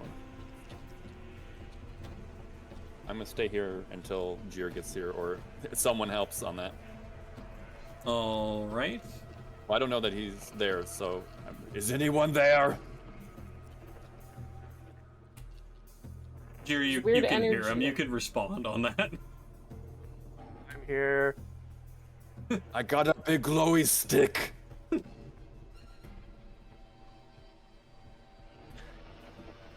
All right. Next I'm done. turn. All right, so we got all the twig blights over here that are trying to get in and around the fire. It has gone down enough to the point that some are able to squeeze by, but it's going to cause impeded movement. And you close the door shut behind you, I'm assuming, Celeste, or did you leave it open? Oh, that's a good question. I'm gonna say I left it open because I didn't think about that. All right. They're going to, some of them, not all of them, but some of them are going to weasel their way around the fire and make their way towards you inside the building. Great. The rest are going to kind of be in the back here and just slowly moving up so the next line of them can come along. No, I don't want to shrink you. I just want to move the next one. Okay. Goose. You're up. Now I'm a little confused as to what this little ... is showing Okay, here. so let me re-explain it for you guys. So, essentially where Celeste is at right now, think of it as that this little stairwell here is going up, and Celeste is currently underneath the stairwell. Okay, where am I? You are underneath a balcony, essentially. So these dotted lines here are a balcony that is up on the second floor where Jir and Ma are currently at. Okay, so I'd have to... can I just go, like, right to the staircase and go up, or no? Yeah, you can go up to the stairs here. It would cost you 25 movement to get to the stairs, and then I'll say another 5 to get up to the top. So you'd use up your regular movement in that, and you'd be basically on the same tile as Jir. Is that okay, or no? Yeah. I mean, we can have you just adjacent, and that's fine. I have no problems doing that. Okay. Is there anything to kill up here? There's nothing that screams out to you. Obviously, you see the ravens that they've been seeing that are just kind of sitting in and around the rafters. But they're not causing any issues. They're just watching you guys. Okay, I'm gonna use an action for movement, I guess, to go Okay. another 30 feet somewhere.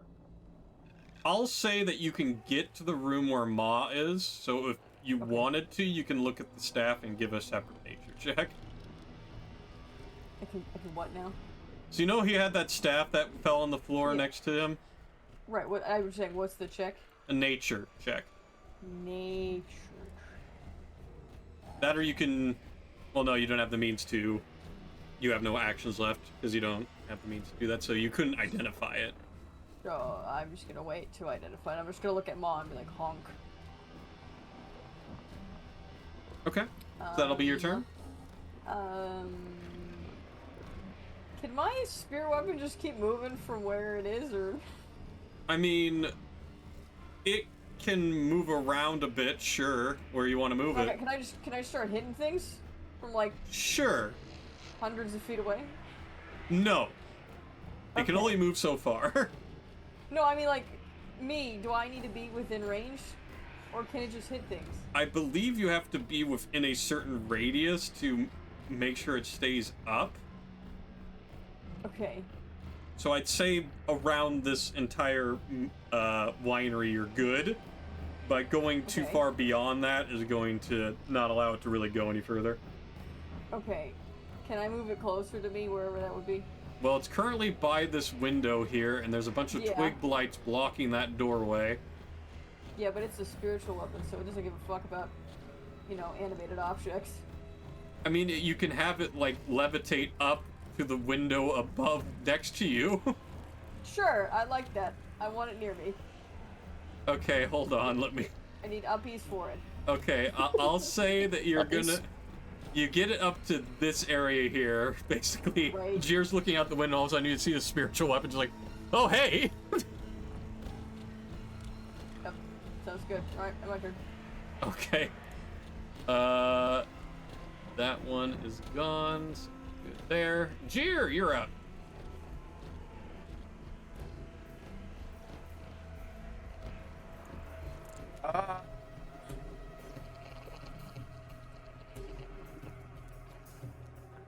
I guess I would try to call out to Ma and ask if there's any bogeys still on this level. I don't see any over here. I took out this one jerk. Well, then There's a I curse. stick. Then I curse and I'm gonna run back downstairs. Back we go. All right, go ahead and move on over. I'll adjust the camera. And I guess I'll use dash Okay. as well and get all the way out to here, Oh, okay. Got it. just to position myself by the enemies. Okay. But then that would use my action, so I cannot attack. Yeah. Do I have anything bonus action wise that's useful at this juncture? Oh.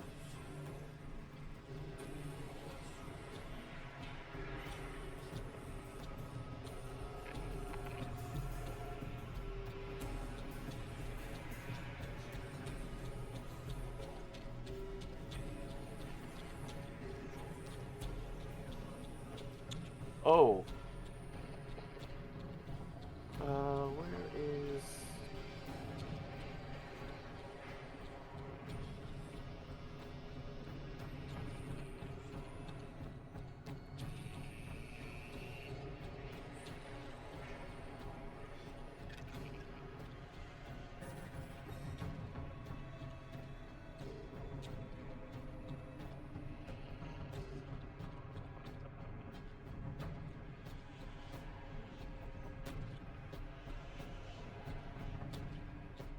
Can I lay on hands myself?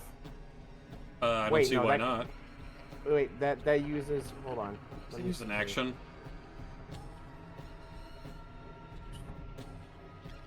That is as an action. Healing hands is also as an action. Son of a bitch. Okay, never mind. I'll just leave it for now. Okay. That leads us to the new round, and you're in that room there, Jer. You can see the tree is getting closer and closer, and actually, Ember, you're probably more in view of it at the moment. You are seeing this tree just getting closer and closer, and its scale is at least at a 4 or 5 story building at this point. Oh, okay. It's about another round or two away from you guys. How big Okay. is it? About 4 or 5 story tall, so it's like 40, 50 feet. Oh. Okay. So I believe my wings are ending, so I'm going to go back down to the ground Okay. and I guess try to throw a bucket of water again. All right, let's see it. Are you serious? Oh. So, this time you don't drop the bucket. So you are able to go ahead and throw the water, and again, basically keeps it where it's at. It hasn't really spread anywhere, but it's not really extinguishing it either. How can I hurl bolts of radiant energy through the air, but I can't throw a bucket of water on a thing of fire Oh twice? no. Real Goku can't do normal household chores, but he can certainly throw those energy bolts. Bro, heck this. Seriously. I'm a monk, but I don't have the patience for this. And there's a thing about to freaking stomp me into the ground. I'm going in here. Heck So, this. all right, as you're entering in,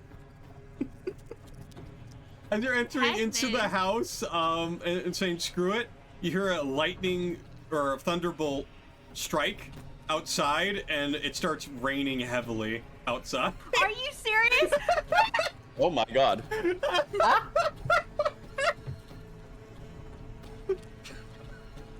Oh my god, bro. Isn't immediate, but the fire is definitely starting to be extinguished now by the water. Should roll a 2 and then like, are you spitting at it? I guess I just like spat Again, at it's like the fire. idea of like you're doing that heave-ho motion to go and chuck the water, and then it's just like you misjudge the toss and just like you pull back way too quick, and it causes the water to just slosh and not actually hit where it's supposed to be. Your patron saw just how much dedication you did and decided I'll help out. There it is. I'm so glad no one else in the party saw that though. This is just No, something that no one Ember saw will it at take all. to her You don't grave. have to worry about that at all. No one's even nearby to find that out. Yeah, she will take this to her freaking grave. Like, this is embarrassing. By the way, now But that those I'm twig here, blights saw it though. well, they're missed out. dumb. So now that I'm here, am I standing like in an opening to another room? So yeah, just beyond where you're at, there is another room. If you'd like to go that way, it seems to open up into a patio. Can I dash? Of course you can.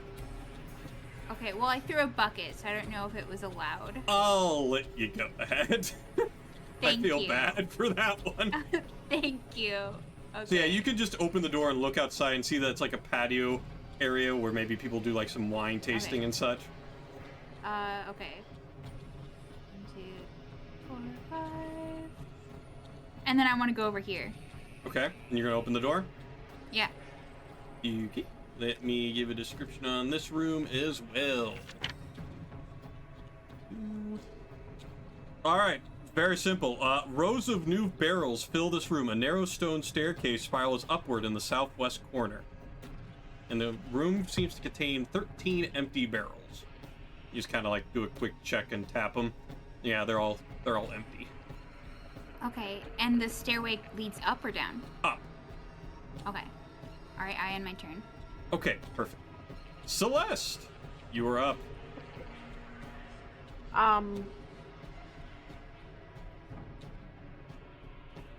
So, would it be screwy if I could like feel that odd energy on the level like above me? Because I don't know. I feel like that would be a thing. I feel like your concept of nature magic would give you a little bit of like sensitivity to it. Mm-hmm. You also have the ability to fly, so you can very easily get over to that. I'm pretty sure Yeah. within this turn. Okay. Yeah. So okay. How many? That's 1, 2, 3, 4, 5, 6. Am I able just to fly up Yeah. and like avoid the stairs Yeah. altogether? Correct. Okay. I mean, that is kind of a feature you have, and you should make use of it. Yeah. I'm gonna do that. So I'm going to do. Let me see if I can. Yeah, I'd say with your initial movement, you can get up to here using your flight. Then I'm gonna do that. Okay. Yeah. That's exactly what I'm gonna do. And we'll go ahead and shift you over to there in just a moment. I'm gonna drag your token, don't mind me. Alright, so you are there with Ma, and he seems to be pointing out a stick on the ground. Yeah. And I'm kind of like, oh shit. Okay. Yeah, Okay. you want to give me a nature check, you get it at Yeah. advantage. Yeah. Oh, advantage? Yes, Is that what you said? yes. Ah, sweet. Okay.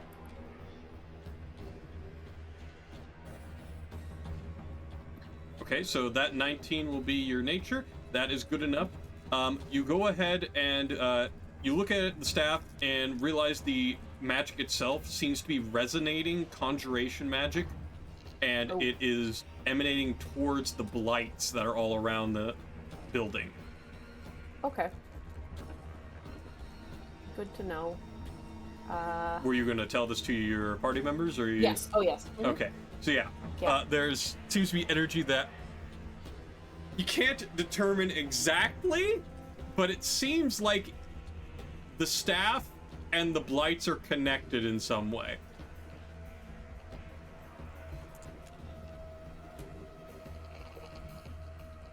If we break it, will they go away? I would imagine it's just I don't want any harm to come to us if it accidentally like explodes or whatever. So that's what I'm trying to like. You don't see anything based on your knowledge of this. Most of it is conjuration magic, which is more of the idea of like creating things. Mm-hmm. So evocation would be something that would cause explosions and stuff like that. Okay. I'm gonna say that it would be okay just to destroy it. Okay. Yeah. All right. So you used up your movement and Yep. your action to really analyze that, but it is Yep, Ma's that's fine. turn right afterwards, so he can just, Yeah. if he wants to, like it is your decision, Ma. What are you gonna do with the staff? Can I Yeah. quite literally just like try to snap it over my like knee? Yes. May I do that? Yes. Okay. You need a roll on that, or what? No. Do you need? Okay, cool. I want to break it like a toothpick. Okay, yeah, you clearly break it in half, and you see this green energy shoot off the cracked point, and then finally give and break in half, causing a bunch of this energy to stop pulsing, and the top of the staff itself, the glow that it was putting off, dissipates. And then you see, like, several of the blights that were around, even the sloshing that was going on in that one fermentation tank. The movement stops and they collapse on the ground. And that's also for you, Jir. All the ones outside you're seeing that are fast approaching you collapse and break down. Neat. Fun. Does it affect the big tree? You That's go my and question. check.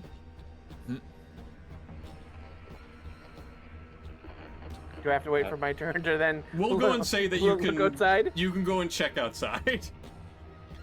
So you go outside and you see the tree, and it's Yeah. only now, like, you see its full grandeur at this point. It is disheartening to look at, to say the least. It's got like maggots and various other things from it coming off of the base of its bark, and there's Ew. obviously it's like got like fun. this. It's got fungus and various other ligaments to it that makes it seem super unnatural. But as it approaches, the snap that you did to that staff cause it to recoil back and then skitter back towards the way it came. Oh. Well, We shit. saved the winery. But you did notice that it went over south. Oh. Okay. So maybe there's still some other druids controlling it that maybe we need to.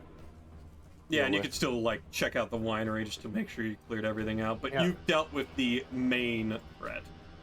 Okay. We're So- out of. You are now Combat out now? of initiative. Finally. Okay. All right. Good job, everyone. My siblings were like, "Man, I really want a good fight or combat session." Like, you got it. Yeah, that was fun. It was.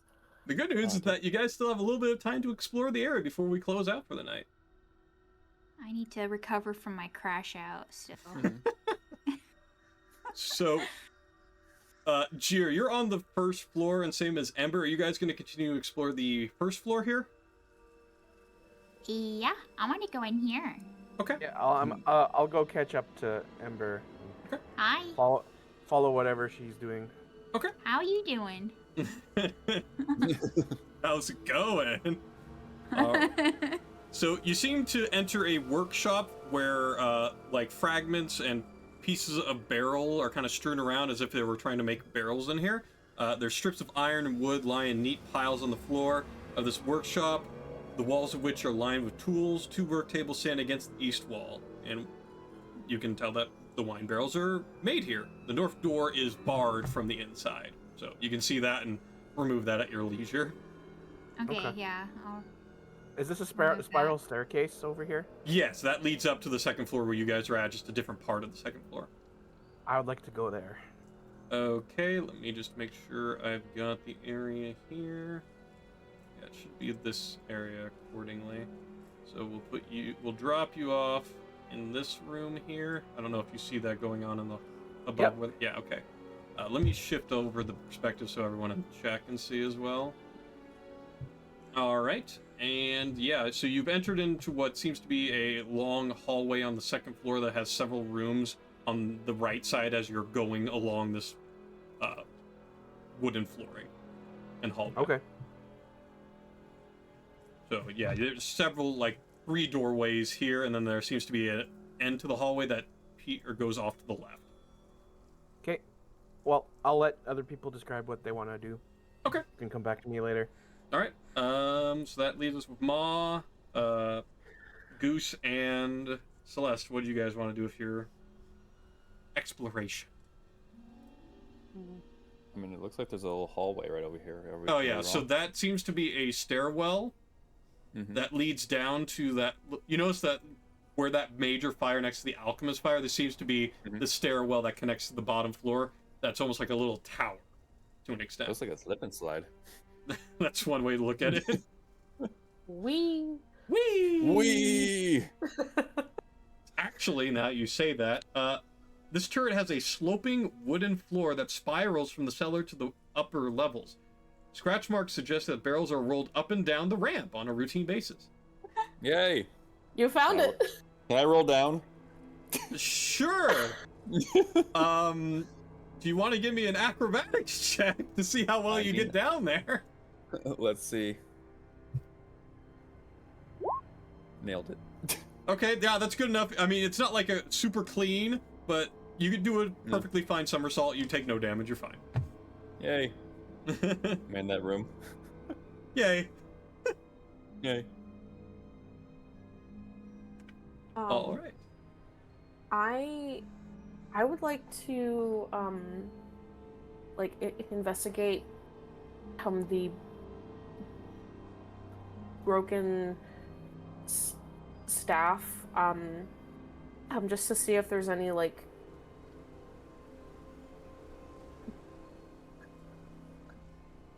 clues about like who's behind this maybe. So you're not super familiar with the druids here because you're not really a part of this area. You do feel like these ones, based on what you've seen and how corrupted the nature that they work with itself is, that you'd assume that they're part of some sort of dark druid cult. Yeah, okay. Sounds good. All right. And Goose, where do you want to go?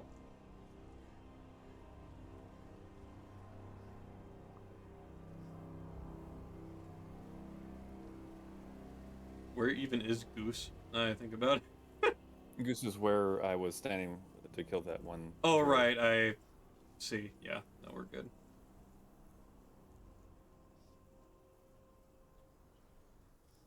The druid was still on my GM lair that you killed earlier, so I didn't realize Goose was still there.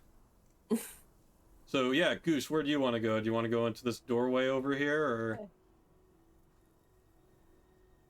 Yeah, I want to go up with Ma. Oh, okay. Yeah, so there's basically a slip and slide if you want to go down the stairs with this. Yeah, I like slip and slides. All right, do me an acrobatics check to make sure you get down there safely. Absolutely. As soon as I can open my book, I'll let you know that. Okay. I'll have you know that my ancestors were acrobatics. Lines up. Very. Oh no. Oh boy. So you you come tumbling down this ramp, not as gracefully as Ma. Luckily, Ma is there, so Ma, if you'd like to do an athletics check to see if you catch Goose before they roll off and slam themselves into something, that'd be a good Yes, I would like to do that. As I'm sliding down, I'll be like, "My help me!" I got you! Okay, the force is enough to definitely push you back, but you're strong enough to hold your stance and essentially like brace and hold Goose in place so that way they don't roll off into something and hurt themselves. Hmm.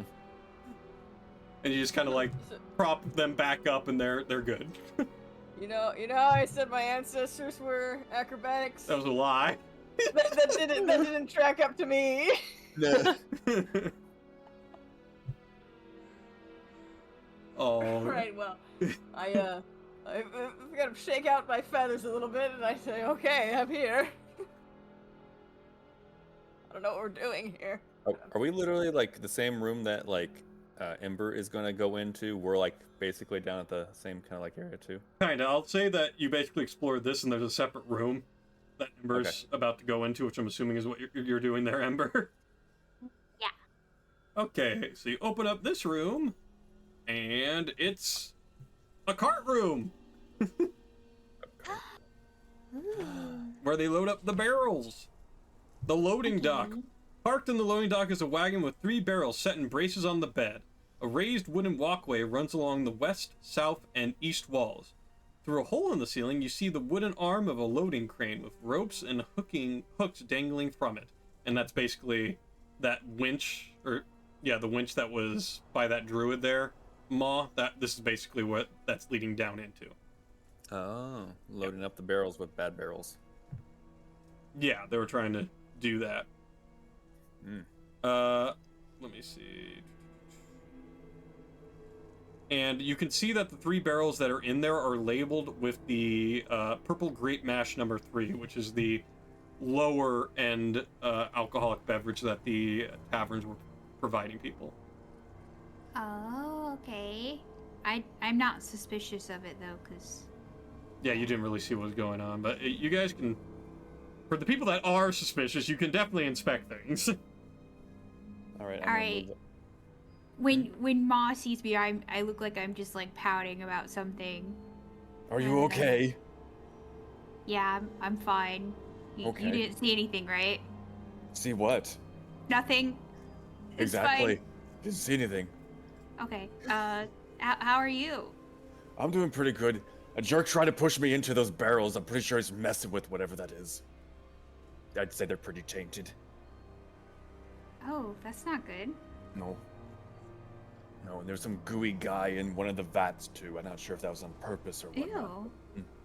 Yeah, it was really Why are they gross. doing that? I don't know, some weird sick bath. I don't know. Bath sucks. So I'm You don't guessing you like guys are baths? inspecting the barrel. Yes, You don't I like want to baths? inspect these. No, they get my fur all wet and it's not fun. Oh, So, okay. You're able to go I just ahead. kind of like cover my nose. Smelly I kitty roll in the cat. dirt though. Oh, okay. I roll in the dirt, I do what I need to do. I just don't like water. Are you a And chinchilla? pine. I was gonna say, aren't you a Just step cat? away. They're usually all about keeping clean. Yes, I lick myself too. Okay, great. There's a big difference. Got it. I'm a little bit sorry that I asked, but I'm glad everyone's okay. It looks like kind of like peek over. I definitely need to do some healing, but I will be okay. Don't look at me like that, Yuki.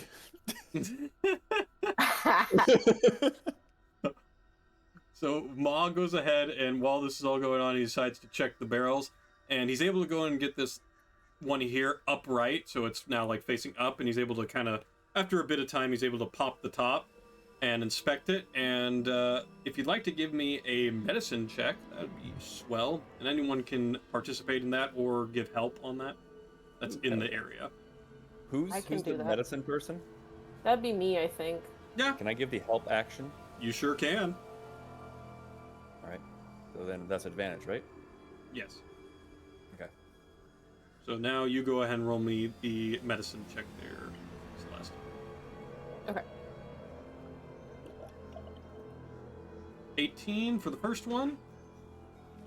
Oh, yeah. Yeah, you got advantage. Let me do that again. Okay, That's so 18. 14. So 18's the big number there.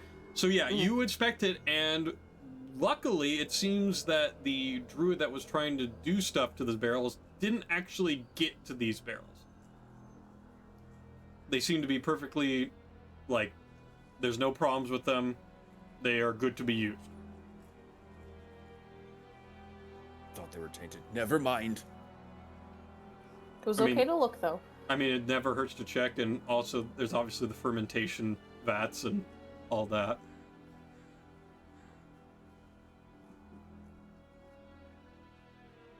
And with that, we'll move on to Jeer, because he's kind of alone in that hallway. I want to make sure he's participating too.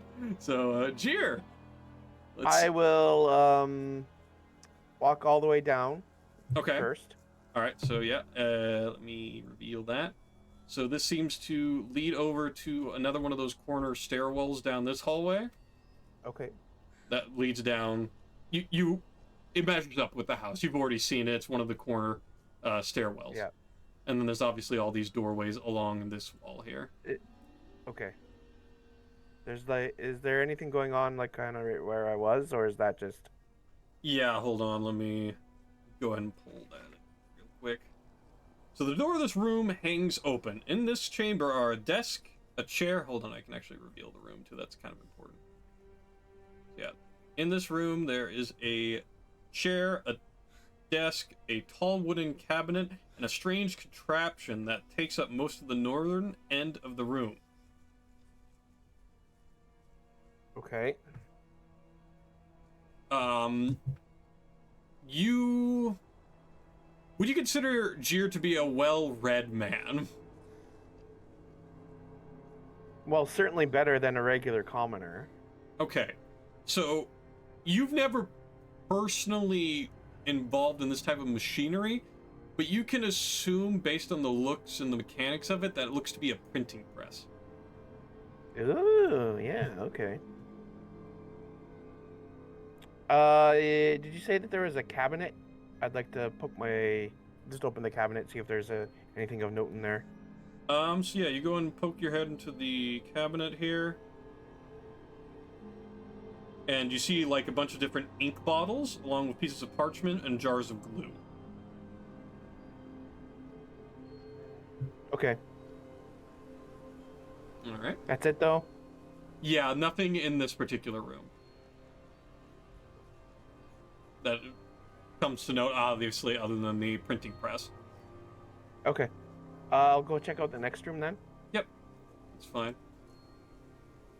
Open this on up. Do. And I'll say that you check both of these because they're basically the same Sure. type of room. So, this seems to be a set of sleeping quarters. 2 pairs of beds occupy each of the rooms. And against the west wall rest 4 identical footlockers.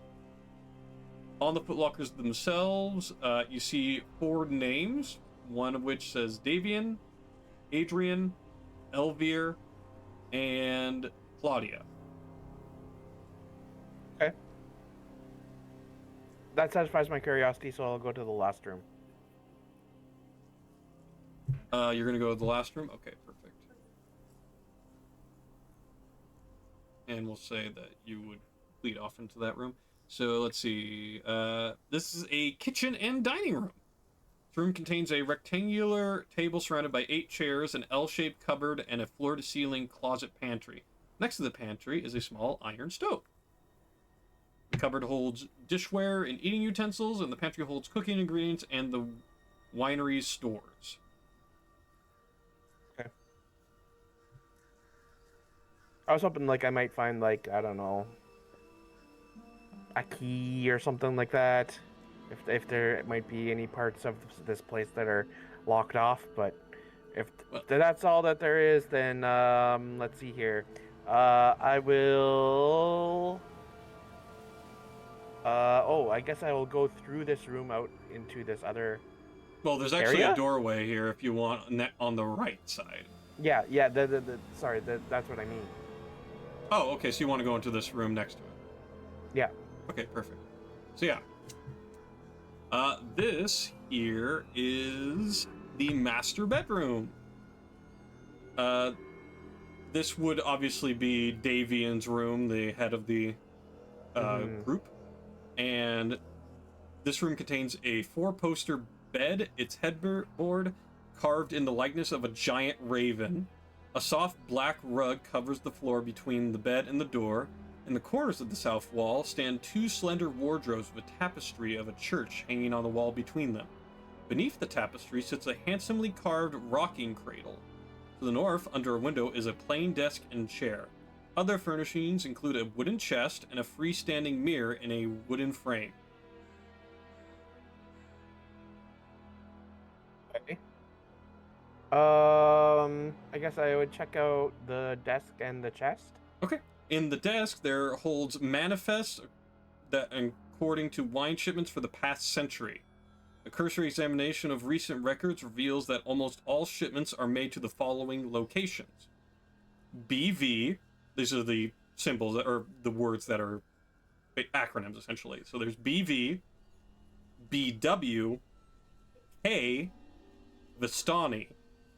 And then as you continue to scroll through the records, one of the ones that are towards the latter part of it, so towards the beginning of that century the book has existed, you see S engraved on some of the orders. Okay. And the wooden chest, because you also want to look at it, it is locked.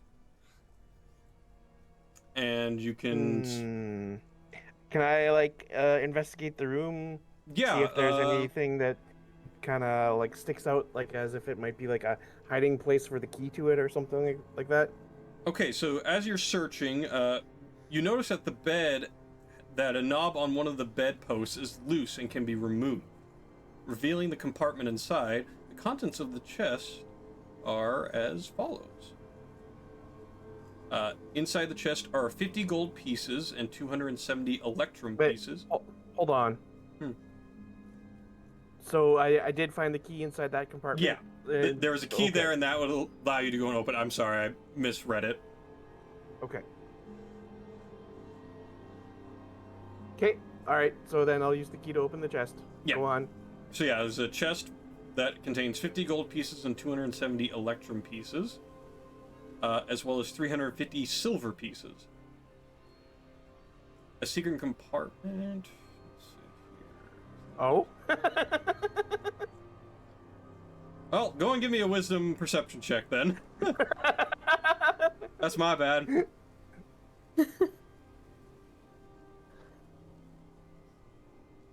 12, I guess. Since I messed up, you can do it at advantage. Okay. 14. Yeah, that's just enough. Okay, you open it up, you notice that there's a secret compartment, and it holds a gold locket worth 25 gold pieces containing a painted portrait of a beautiful woman,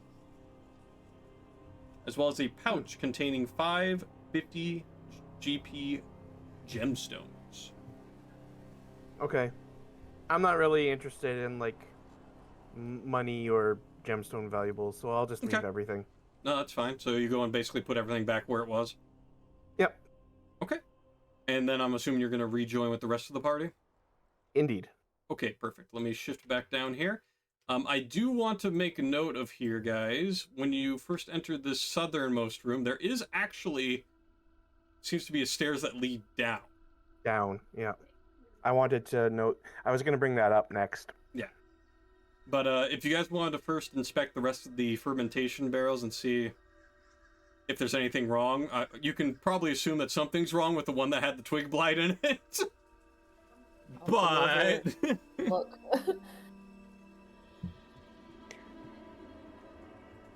Yeah, can we do a taste test to see if they've been poisoned or anything like that? You can taste it if you want to. Sorry, did you Okay. say taste test poison? Yeah. Okay. Just want to make sure. Go ahead. Well, you can detect poison with just a little bit, and not have to consume enough to actually suffer the effects of the poison. I mean, you'd probably get some small minor effect of it, but yeah. Wait, what movie? He's also a monster hunter, so he's probably a little bit more. Okay. But yes.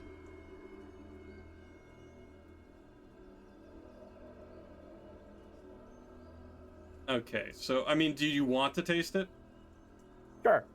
Okay, so you start off with the one that obviously the Twig Blight, you probably fish that thing out. Mm-hmm. And then you go ahead and taste it, and give me a Constitution save. Yep. 16. Okay, perfect. So you can definitely feel the effects of what would be a poison in there, but it's very minor with the amount you took, so you only will take 1d4 poison damage. So I'll go and roll that real quick. Yeah, you took 1 damage. Yep. Okay. So yeah, this has definitely been poisoned by, from what you can tell, this is just a standard potion of poison, basically, the equivalent of it. And knowing what you know about poisons and stuff, you can also ascertain that you could use an antidote on it, but it would probably mess with the taste of the wine itself.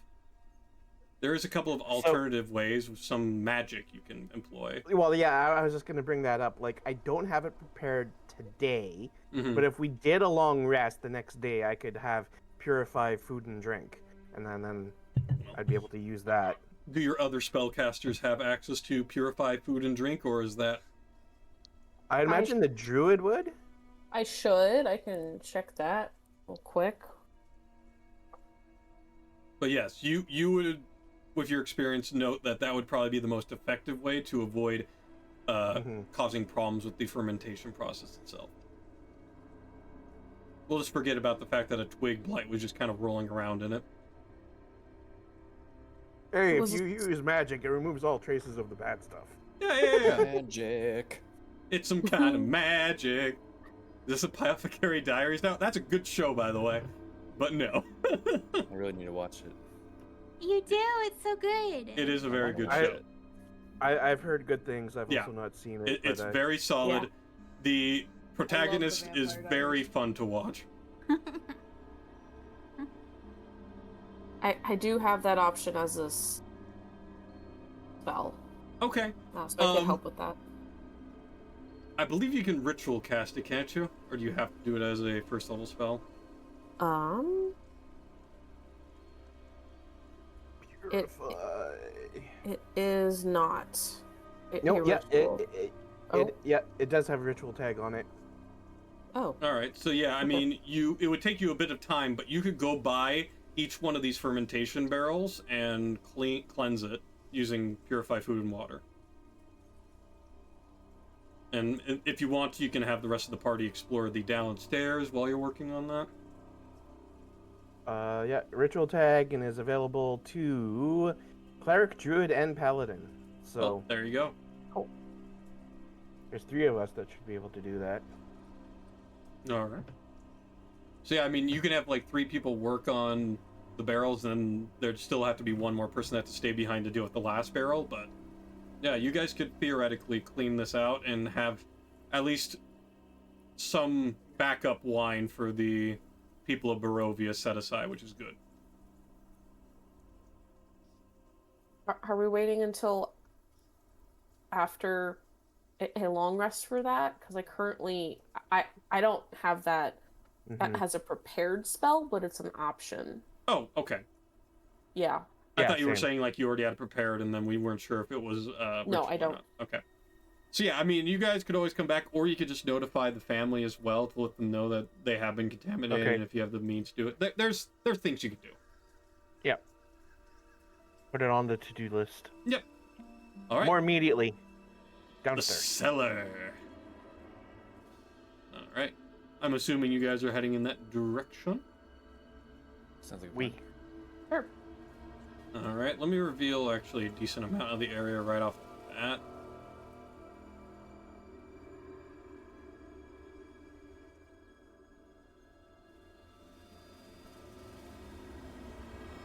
All right. Let me describe the area for you all. So now you have all entered. Let me actually change the scene for the people watching the cast. It's kind of important. So yeah. you are now in the wine cellar. Wooden pillars and beams support the 10-foot-high ceilings of the ice-cold cellar, which is split in two by a 5-thick brick wall. A thin mist covers the floor. Each half of the cellar features an 8-foot-tall wooden partition that doubles as a wine rack. The western rack stands empty, but the eastern one is half filled with wine bottles.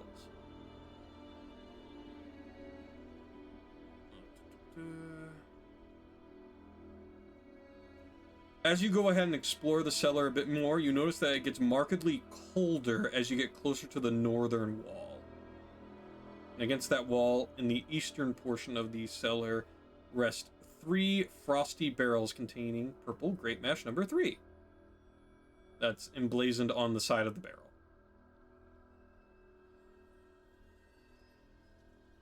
Okay, so... And I should also mention the wine rack in the eastern half of the cellar holds 40 bottles, the labels of which show that the wine is the winery's Red Dragon Crush.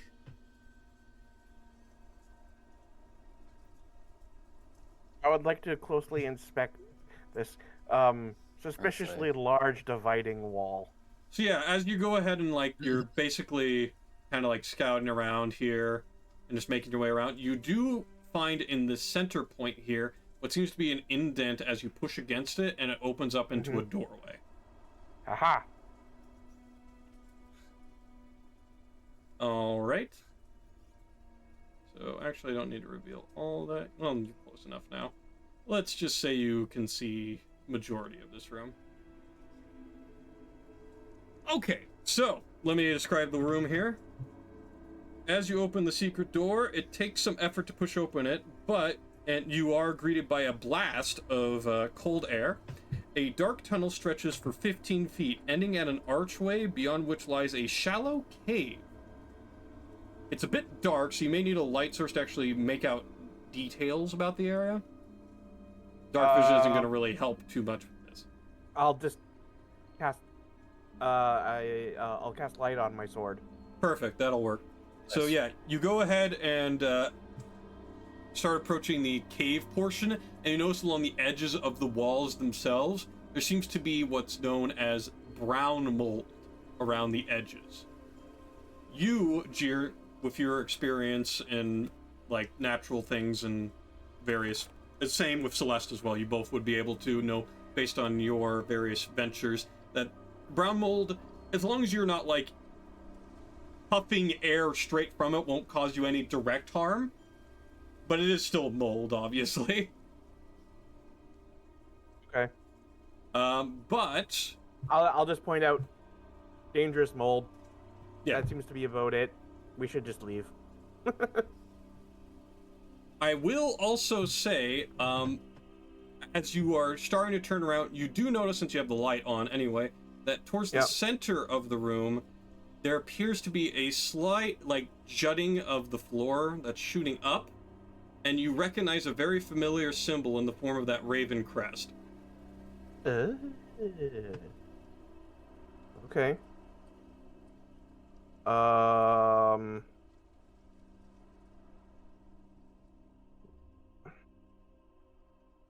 guess, is it something Again, that could be when it comes to interacted with, or... When it comes to the brown mold, you know, as long as you're not just right on top of it, breathing in for any long length of time, you should be fine. So you can do something quickly and it wouldn't be a huge deal. Okay, sure. I'd like to inspect it then. Okay. So you go and inspect it, and indeed, it is one of the markings that you were told to watch out for, and as long as you have the accompanying symbol that you were given from the previous red oak tree, you could go and slot it in there. It unlocks something? Okay. Yeah. So you go and slot it in there, and you notice that the top of the little divot that shoots out opens up into a little compartment. And it's about 2 or 3 foot square kind of thing that just opens up. And you notice that there appears to be 3 dusty wine bottles tucked into the compartment, along with a note in a clear bottle underneath those. Or underneath those bottles. Okay. I'll just take them back to my companions to figure out what's going on with that stuff. Okay. So you also notice that one of the 3 wine bottles that are there has a red wax seal on it that has the same symbol that you saw on the top of it. But you can go and open up that smaller 4th bottle to see what the note says. Yeah. Okay. So this is as written on the note. Hello again, allies. Please take these bottles of Champagne du Leston. These are the highest quality wines this winery can provide. Unfortunately, this is the last of them, unless the gems that were stolen from the very earth itself are returned. You can acquire more with Davian. You may use 2 of these bottles in any way you see fit, but I ask that you bring the wax-sealed bottle to Davian himself. Hopefully this can quell some of the rage he feels towards his son, but please continue to help the Bird of a Feather. They are probably the only organization outside of a few individuals that Strahd wants to snuff out. Thank you, and I hope I can meet more directly next time. Your friend, Kay. P.S.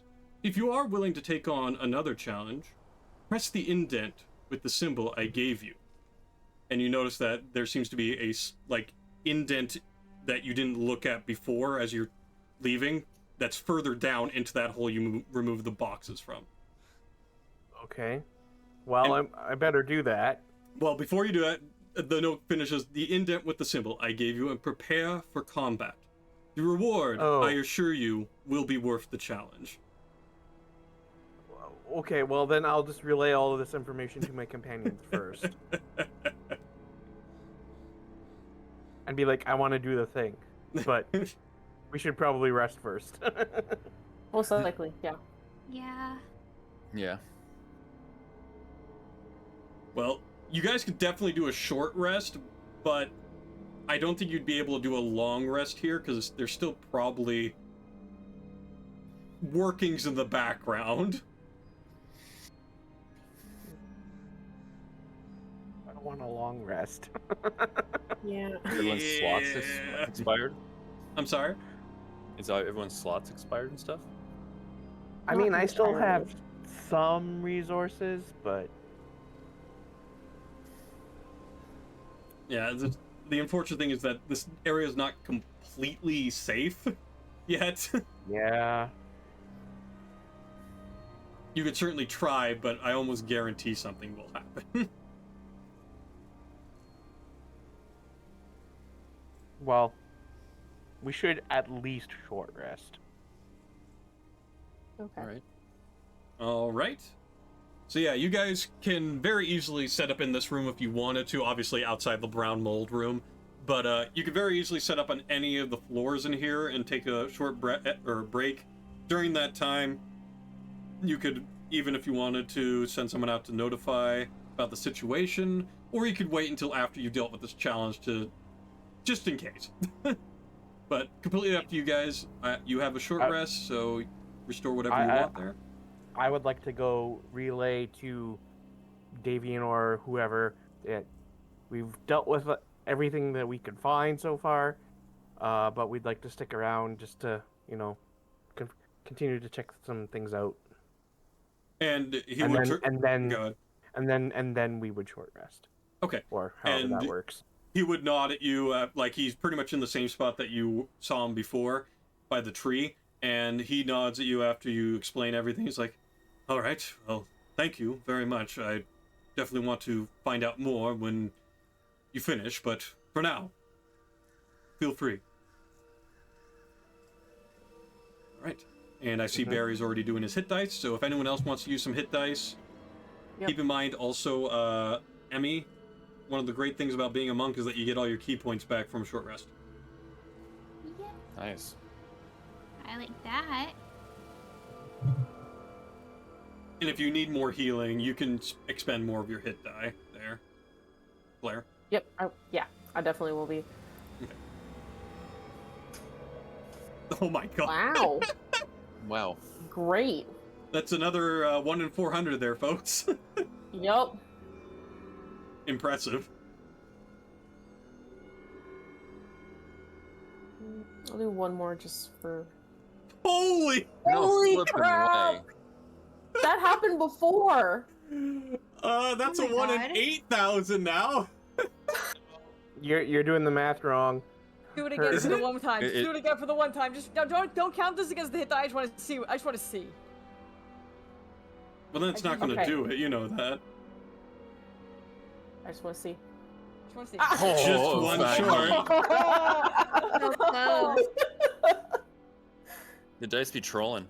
Oh my god. Let's Yeah. see. So 1 in 20 twice would be a 1 in 400. Well, no, it's a D8. No, it's not. a It's not. D20. Yeah, it's D8, not 20. Oh, so it's one, okay. I'm sorry. I thought it was a D20. Like, wait, what? it's So yeah. 1 in D8. 512. Still pretty rough, but yeah. Pretty crazy.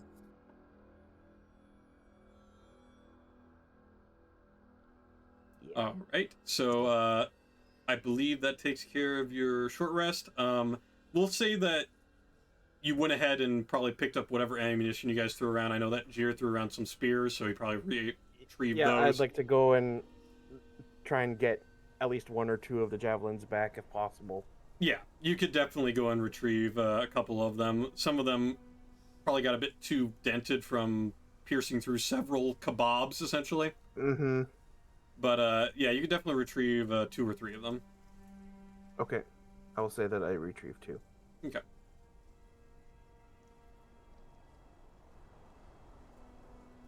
All right, I believe that puts you through the short rest. And the question is do you guys want to try this challenge before we close out for the night? It's already approaching our normal time. Or Nah. do you want to go ahead and call it Just- here? Call it here is my vote. Okay. Yeah. Agreed. All right. Yeah. That is perfectly fine. Works out that we finished just at 10, but that means more exciting stuff and a possible good reward. What could it be? But yeah, thank you to my players here. I hope that you had a good time with it. Thank you to all the viewers as well. We're gonna go and do our outro here, so let's go and start with Shadowed Mage. Shadowed, please, if you had anything you wanted to talk about in terms of how the stream or this session went, or things you want to promote on your side of Twitch, feel free. Yeah, sure. I loved getting to smite that one druid and then kebab throwing some javelins at some blights. Yep. That was fun. Yeah, and then other than that, let's see here. Oh, I would like to say that our friend Drew will be playing Outer Wilds DLC tomorrow night, Sunday night. I'll be hanging out in his channel watching that. Shout out to our boy. And then, at least as far as things that are definitely happening, Shadow Crew D&D on Wednesday over on Arvin Elrond's channel, where maybe this next time they'll finally get down to level 2 in the Dungeon of the Mad Mage. Whoa. Calm down now. Let's not get too excited about leaving the floor 7 sessions in, all right? 6 sessions. Who's counting, you know? I am. Yeah. So that's happening on Wednesday. And then next weekend, Friday, Saturday, I will probably stream and hopefully finally be finishing the Seance of Blick Manor, which is a really cool game. But it does feel like it went on maybe a touch long. Yeah. But even then, like I would be interested in trying to do a better run of it and trying to get more accomplished than what I think I will be able to accomplish by the time it ends. All right. Because it does have a little bit of a kind of replayability and almost kind of like a roguelite sense. That's about it for stuff happening with me. So I'll pass things on to who's next? Mix. Yep. Mixandrius, please. If you have anything you want to promote and talk about, go for it. Well, I had a great time. We were vibing. I was walking. Things were dying. It was great. Love that about this. You took a walk. character. I did take a walk. As for myself, I am a DVD content creator. I stream Monday through Thursday. Right now I have a variety day being Monday, so I'm playing Silent Hill 2 Remastered, and it's going well. First day, it took a long time, but I finally got to meet Pyramid Head, so that's a vibe. And yeah, I'm having a good time with anything. It's great. All right. Yeah. Thank you very much. Let's move on to Mayor Emmy. Please, if there's anything you wanted to, that you enjoyed tonight, or things you wanted to critique, and obviously promoting anything on your side of the Twitch as well. Yeah, I had a lot of fun tonight. I'm really enjoying figuring out how to be a flying angel Goku monk. That's pretty cool. Yeah, combat was fun. Heck, buckets of water. Yeah, we just don't care though. about buckets of water. We don't need to worry about that. I'm never doing that ever again. But the crash out was fun. And yeah, in the future, I'm going to be streaming on Tuesdays and Thursdays. I think my next stream is going to be on Thursday, and I'm going to try to get back to Fallout New Vegas. So Nice. I'm excited for that. Definitely try to catch that. Yeah. All right. Emmy, with the buckets of water thing, if it's any consolation, I've had at least 2 campaigns, if not 3, in which there were people who just continually failed animal handling checks on trying to, like, mount horses. Oh no. Which is really funny. So, Yeah. It adds a little bit of comedy, right? yeah. The running joke we have with our campaign as well, with Shadow's campaign, is that my character is supposed to be like super acrobatic, you know, like he's Batman, but mixed with Darkwing Duck because he fumbles about way too much. Yeah. I can't climb a wall to save my life. Yeah, trying to climb walls is his greatest enemy. Oh no. For Critical Role, it's doors. For me, it's walls. But yeah, I completely understand the crash out. It's valid crash out. Thank you. Glad to have you here, and let's move on to our second to last member here.